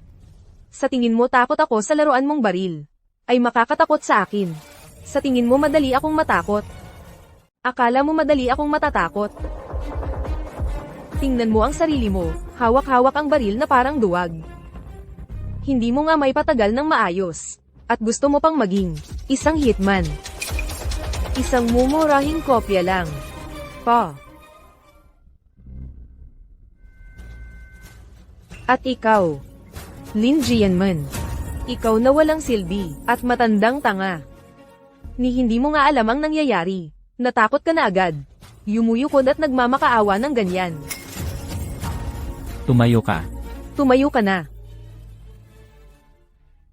Kaya, binibigyan kita ng huling pagkakataon. Ibigay mo sa akin ang pulseras. Lin Waidong. Kailangan mong maunawaan. Ikaw ang nanghimasok dito. May Jing, umalis ka na rito. Pumasok ka, hindi ka nga namin sinisingil sa pagpasok mo. Ano? Nagbabanta ka na ngayon sa akin. Hinahamon mo pa rin ako. Wala akong pakialam kung totoo o peke ang baril na yan. Tatawagan ko na ang pulis. Sabihin mo sa kanila na ikaw ang pumatay kay Liu Qiang. Nakapasok ka ng walang pahintulot. Ipapaaresto kita sa presinto. Pag-isipan mong mabuti to. Ha? Ikaw, hindi ka pa ba nasisiyahan sa pagkakakulong?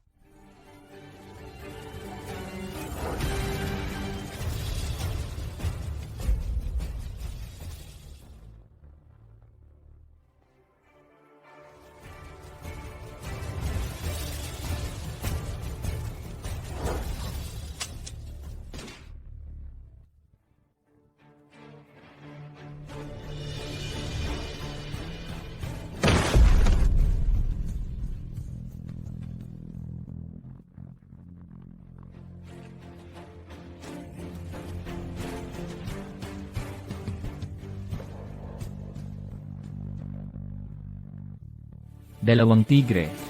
Mabilis tumakbo. Ang isa walang puso. Ang isa naman walang lakas ng loob. Ang kakaiba. Nawawala ang atay. Kakaiba yan. Naku. Tigilan mo na ang pag-o. Wala namang makakarinig sa'yo sa labas. Hoy.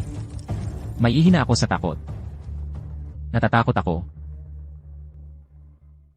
Huli na.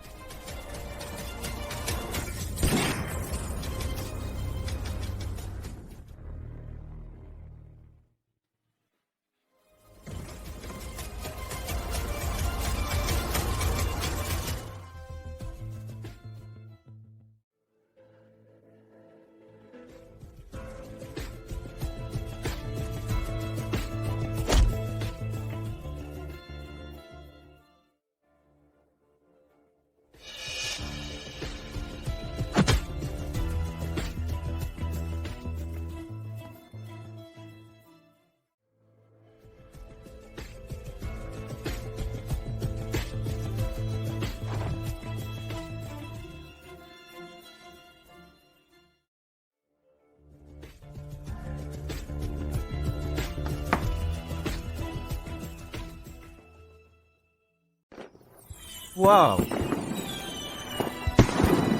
Ang ganda talaga ng mga paputok na ito. Gustong gusto kong panoorin ang mga ito.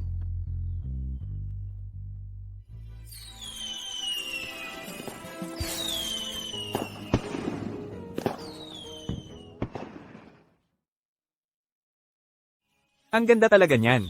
Ang gaganda talaga ng mga paputok na ito.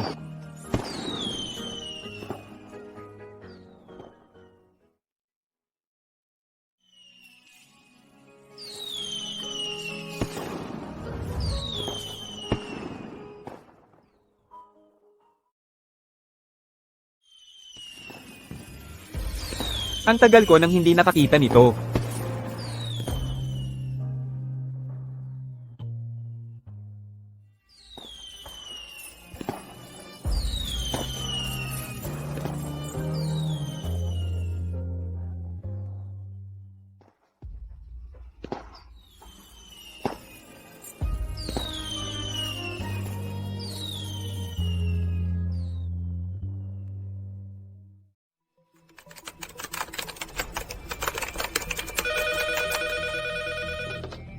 Kumusta? Ito ang himpilan ng pulisya ng lungsod.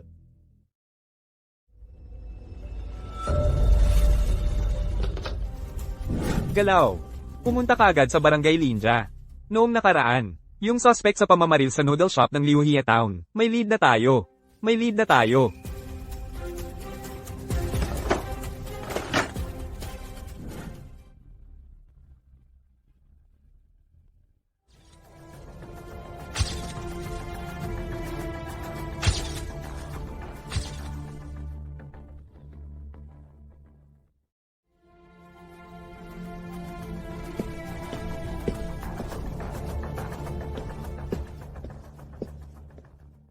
Chief. Sa pamamagitan ng ballistic analysis at paghahambing, nakumpirma na ang bala sa katawan ni Liu Qiang ay galing sa isang baril. Ito ay homemade na baril, na karaniwang ginagamit ng mga magsasaka sa pangangaso. Mahigit 30 taon na ang nakalipas. Hindi matukoy ang pinagmulan ng baril. Mababa ang development intensity sa Barangay Linja. Malamang, may mga baril na hindi pa nakukumpiska. Possible rin yon. Malamang, galing sa barangay na ito. Naalala ko, Yung nag-report ng krimen ay taga-barangay na ito. hanapin mo yung nag-report at dalhin dito para tanungin. CJ.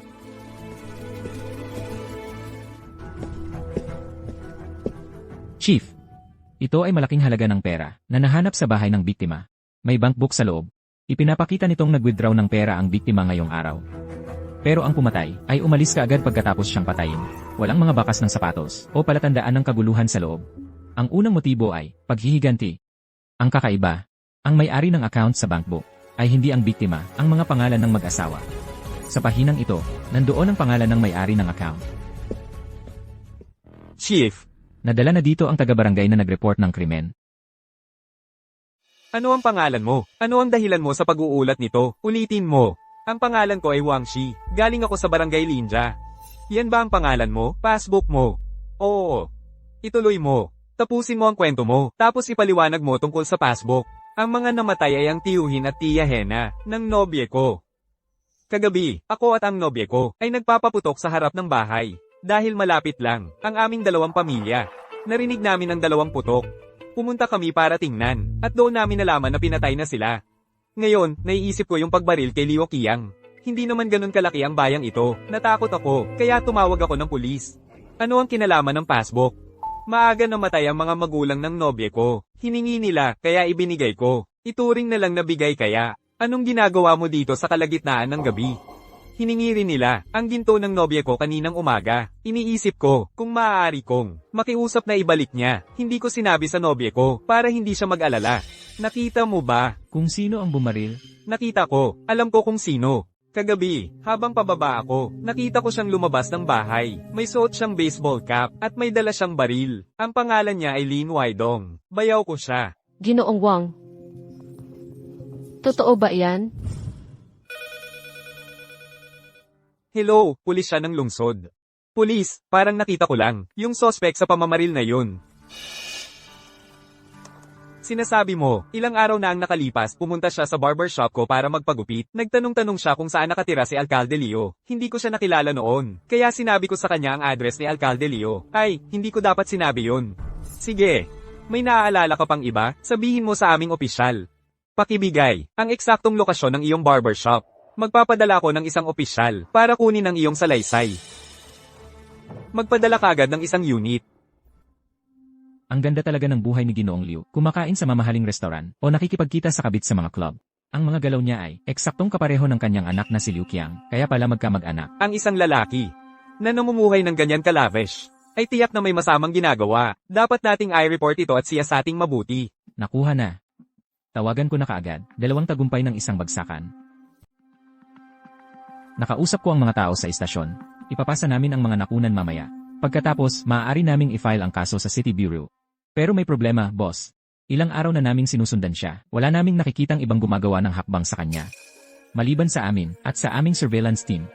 Walang ibang sumusunod sa kanya. Ang killer ay talagang matyaga. Siguro, ang killer ay wala na sa paligid. Tara, oras na para makipag-usap sa Liu Zhenjiang. CJ.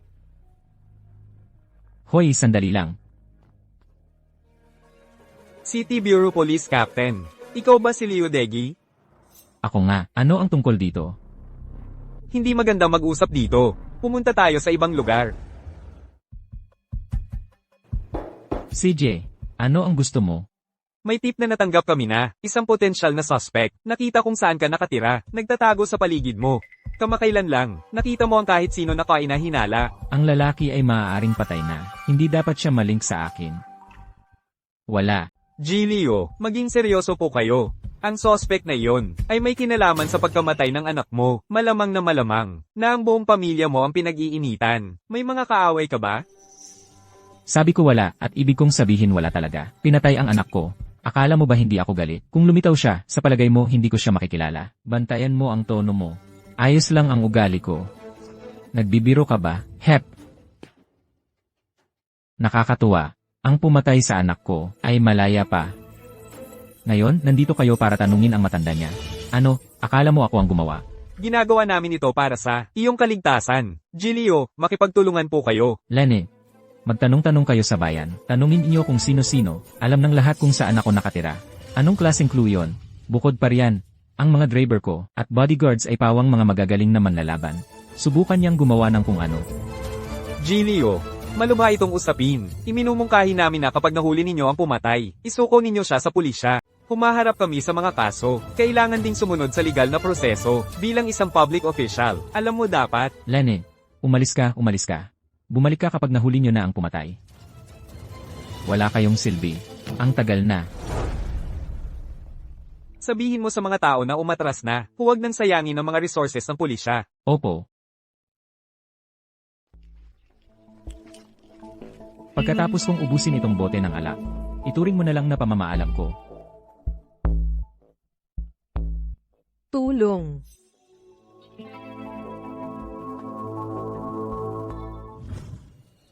Tulong. Anong sinisigaw mo? Tumahimik ka. Lee, pakiusap, pakawalan mo ako. Kailangan ko pang maghatid ng pagkain sa nanay ko. Hindi. Ilang beses mo na akong tinanggihan. Ngayon, hindi ka na makakatakas. Lee, talagang babayaran kita kapag may pera na ako. Pakiusap, bigyan mo pa ako ng konting panahon. Ang cute. Panahon. Akala mo ba ang pera ko ay hinihipan lang ng hangin? Hindi mo alam kung ano ang makakabuti sa'yo. Pupunta ako para sa'yo. Ito ang pagkakataon mo para lumapit sa akin. Nasa ospital pa rin ang nanay mo, naghihintay na mamatay. Kung wala ang pera ko, paano siya makakabili ng gamot para mabuhay? Ano pa ang saysay ng pagkain?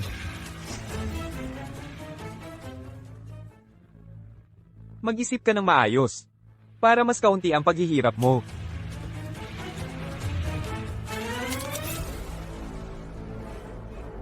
Anong tinitingnan mo? Gusto mong mamatay? Hoy, pare. Anong ginagawa mo?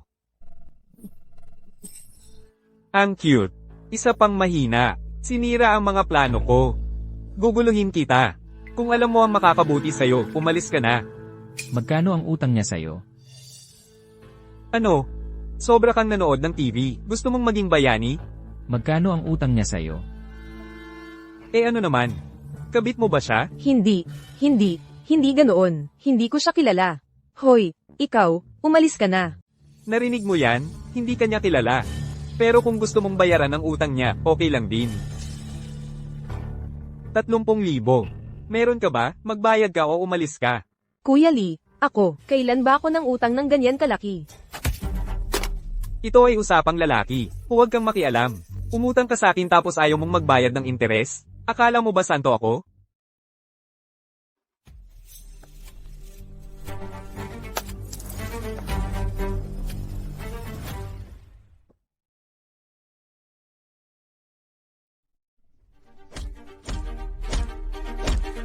Gago ka. Ang lakas ng loob mong sirain ang plano ko? Gusto mong maging bayani? Sige. Papanoorin kita habang ginagawa ko sa kanya ang gusto ko. Tapos, ikaw naman ang aasikasuhin ko. West Alley. Magdala ka ng ilang tao dito. May matalino dito. Sinira ang plano ko. Asikasuhin mo siya. Wala nang magliligtas sa'yo ngayon. Sumunod ka.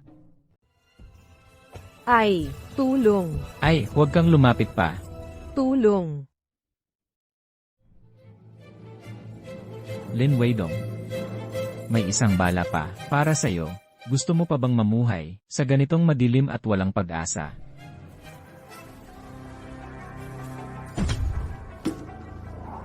Dito, lahat sumusunod sa akin.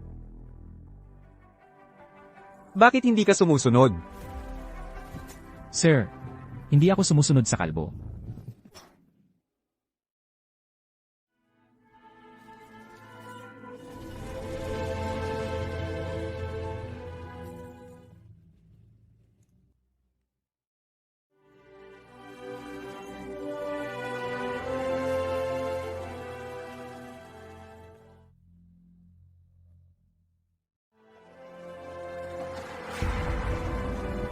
Gusto mo bang mabuhay? Huwag kang gumalaw. Walang tutulong sa'yo dito. Magpakabait at lumapit ka dito. Tito. Tita, tulong. Tulungan mo ako. Tito. Tita, tulungan mo ako. Huwag kang gumalaw. Lin Weidong. Hindi mo maaaring maging mabait. Kung gusto mong mabuhay ang nanay mo, huwag kang gumalaw. Huwag kang gumalaw. Oo, hindi naman ganoon kahirap. Maging mabuting bata lang at hayaan mo ako. Magkaroon ng kaunting kasiyahan. Walang tutulong sa'yo. Magpakabait at lumapit ka dito.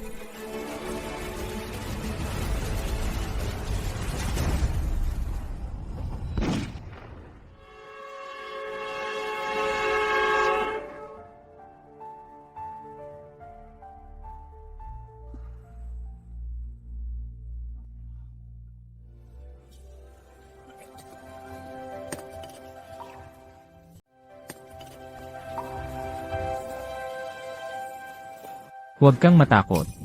Ayos lang. Ikaw. Kaya mo bang maglakad ng mag-isa?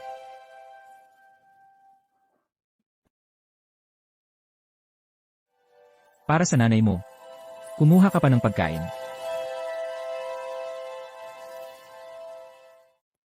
Yun na lang ang natira sa akin. Oh, tama. Kapag bumuti na ang pakiramdam mo mamaya.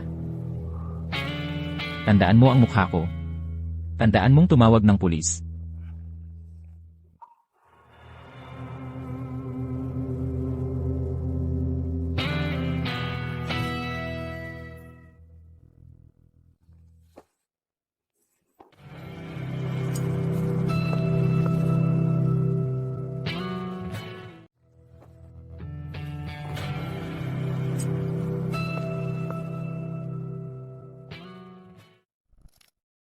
Mabuti, nakuha na. Tara na.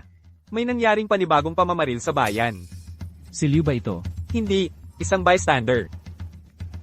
Ikaw, sumama ka sa amin. Sasama rin ako. Gusto kong makita kung si Weidong nga ito. Baka kaya ko siyang kausapin. Dito ka na lang, at bantayan mo ang lugar, para hindi natin makaligtaan ang sospek kung sakaling bumalik siya. Sige, sumama ka sa akin. Opo. Ngayon na, papunta ba tayo sa eskinita, kung saan nangyari ang pamamaril? Kung may saksi, baka matuntun natin ang mga galaw ng suspect. Base sa description nila. Hindi maganda, palitan ng direksyon. Pumunta sa bahay ni Liu Degi. Opo. Tatawagan ko ang team ngayon din. At ipapadala sila sa eskinita kung saan nangyari ang pamamaril. Magmaneho ka ng mabilis patungo sa bahay ni Liu Degi. Opo. Gaano pa katagal? Mukhang 40 minuto. Kailangan nating magmadali. CJ.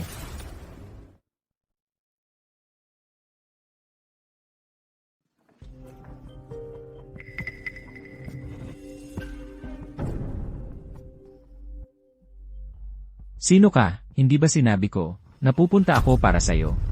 Lenny, ikaw na naman, gusto mo bang mamatay? Maghintay ka lang.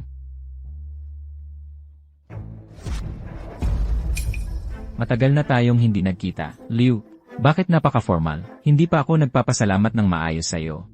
Para sa pag-aalaga mo sa kapatid ko. Hindi ko inakala na ikaw yon. Hahaha, wala ka na.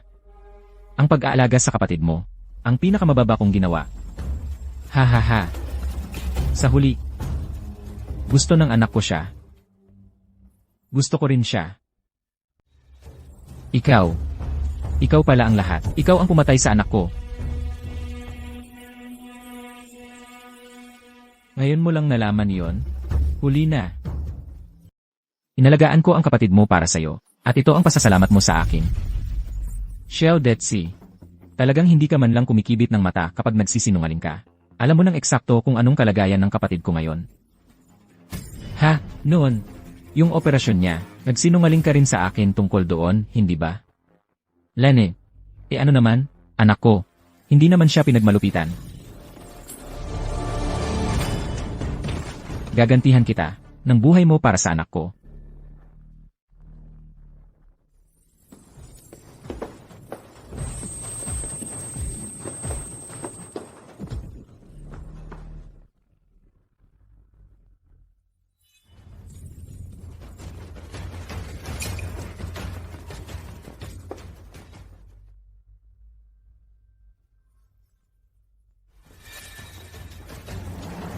Mamatay ka, Lin Weidong.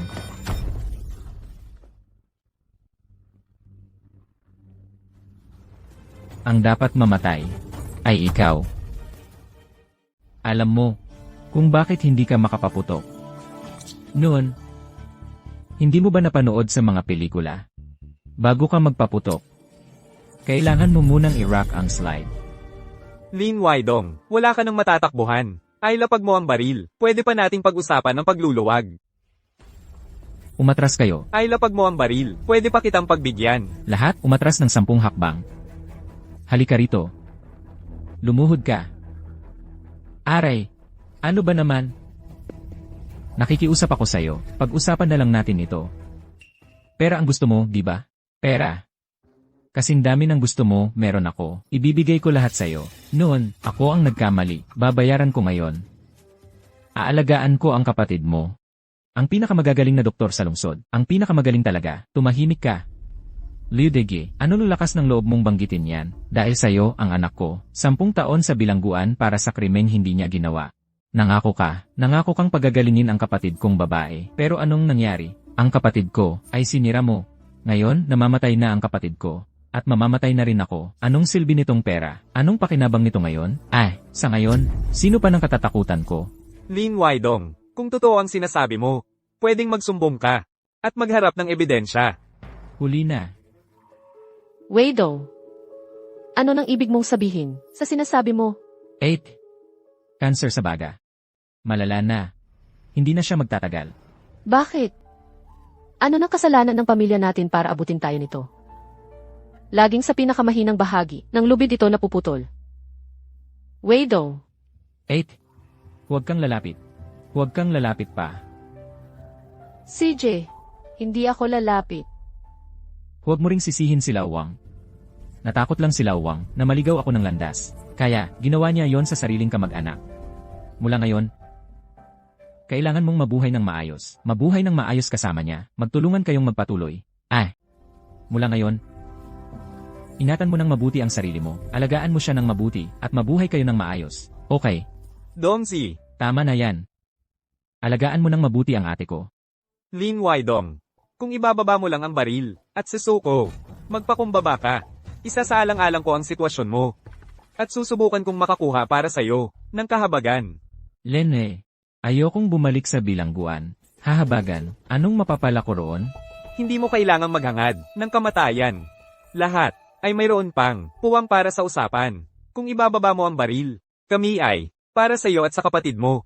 Mag-a-apply ng medical coverage. Gagawin namin ang lahat upang gamutin kayo ng kapatid mo. Weidong, naririnig mo ba ako? Lagi mo namang pinakikinggan ang ate mo. Ibaba mo na ang baril. Kung hindi, makinig ka sa kanila. Kung mabubuhay ako, makakatulong pa rin ako ng kaunti sa'yo.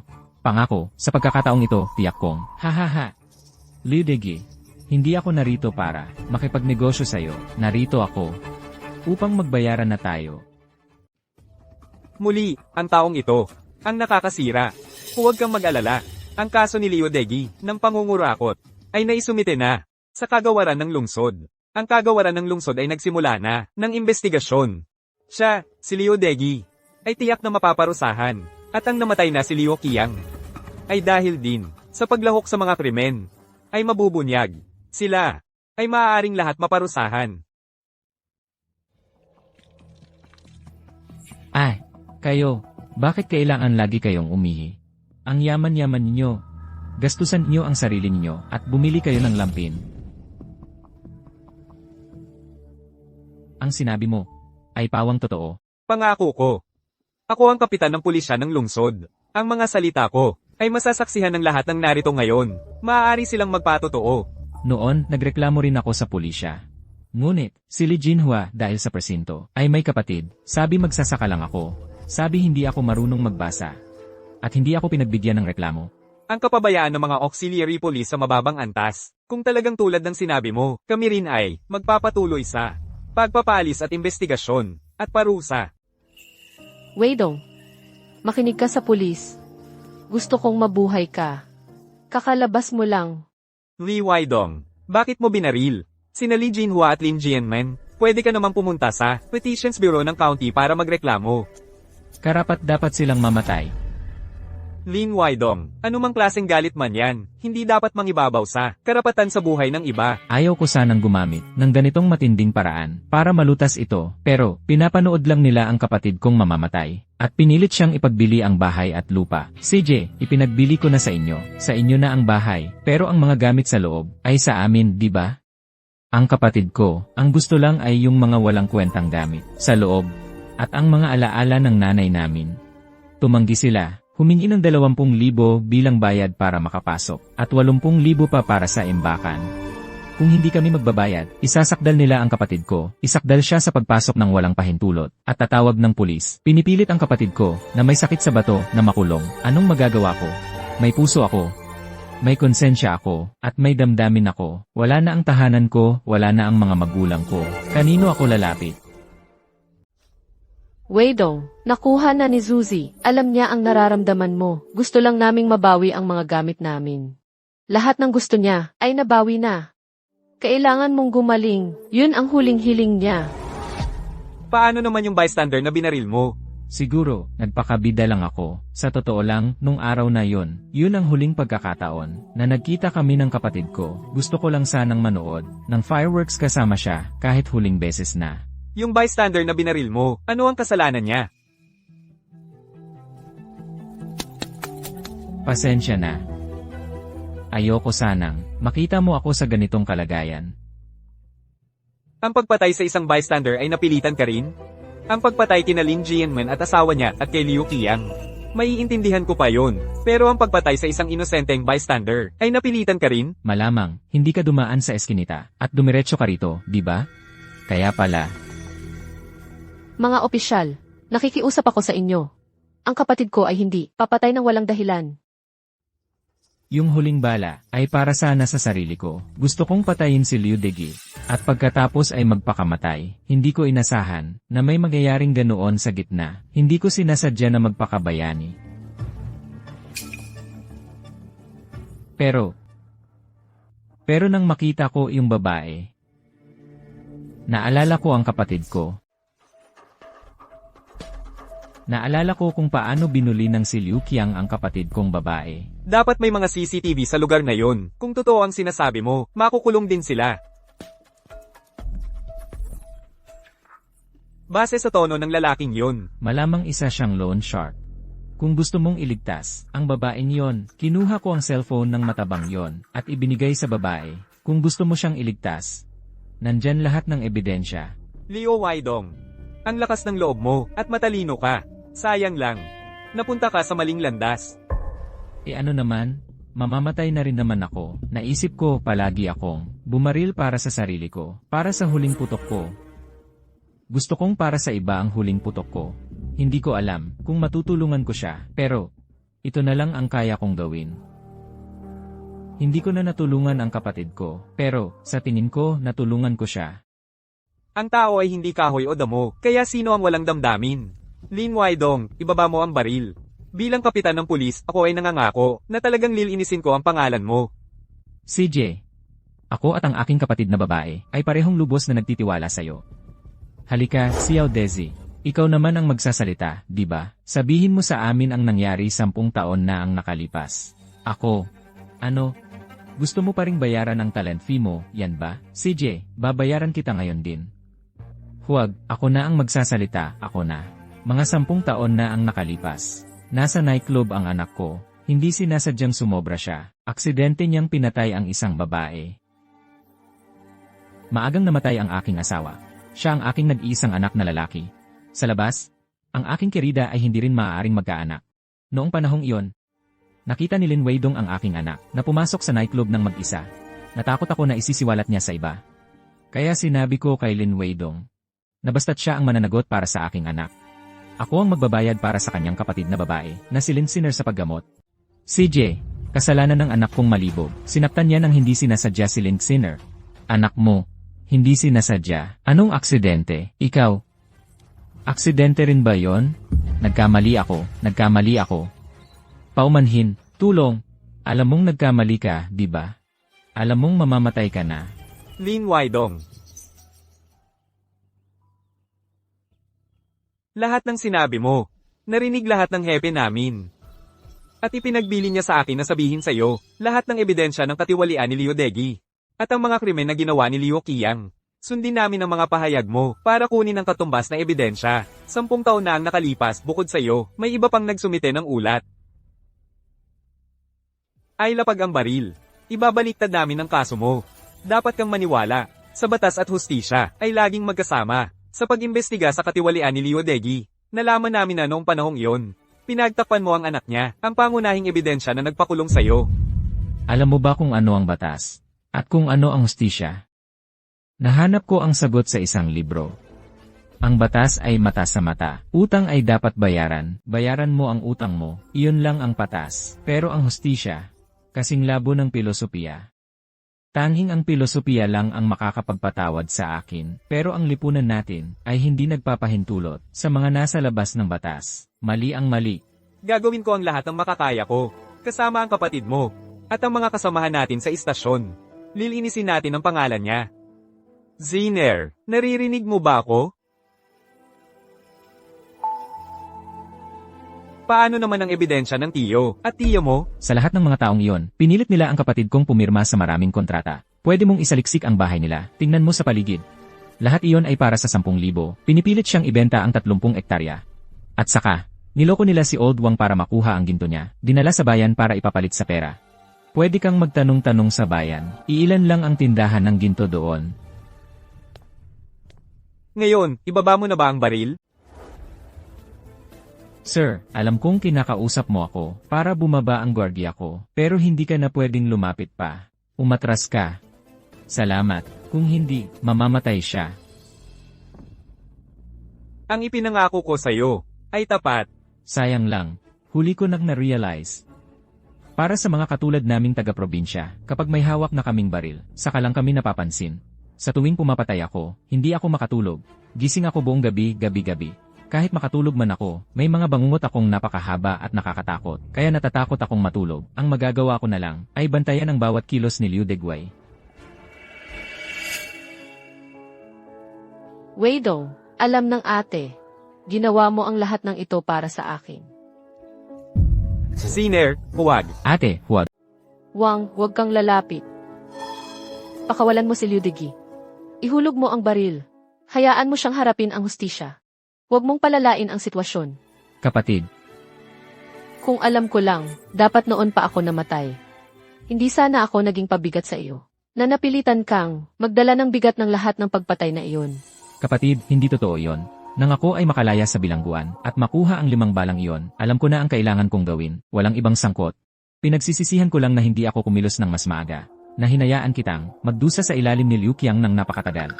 Tayo lang ang mayroon ang isa't isa. Kung mamamatay ka, mamamatay din ako.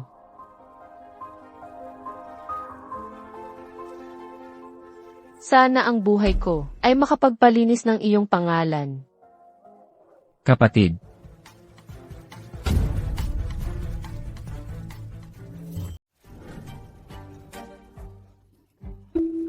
Wang Ji, ang tanga-tanga mo naman, Wang Ji.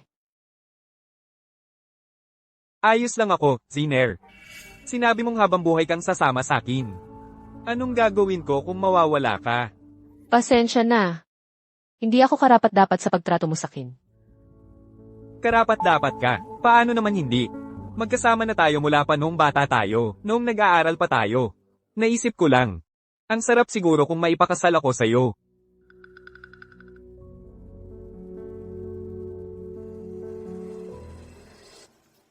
Lin Weidong. Ang laki ng sakripisyo ng kapatid mo para sa'yo. Hindi mo ba naiintindihan? Ihulog mo ang baril. Gusto mo pa, sa harap ng kapatid mo, gawin ano? hindi ko talaga papayagang makita ng kapatid ko. Mas duwag siya kaysa sakin. Paano kung magiging katulad niya ako, araw-araw? Paano kung hindi siya makatulog? Pasensya na. Huli na akong nagising.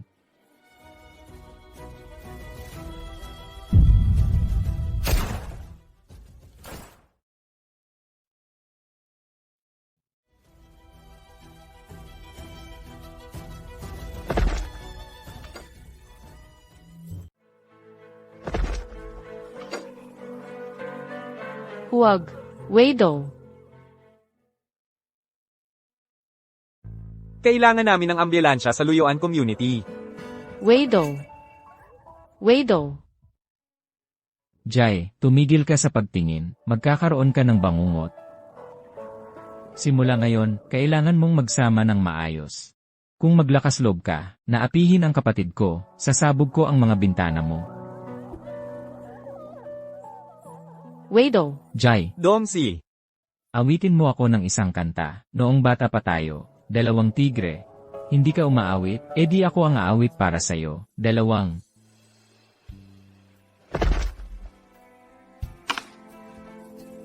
Domsi, Wado.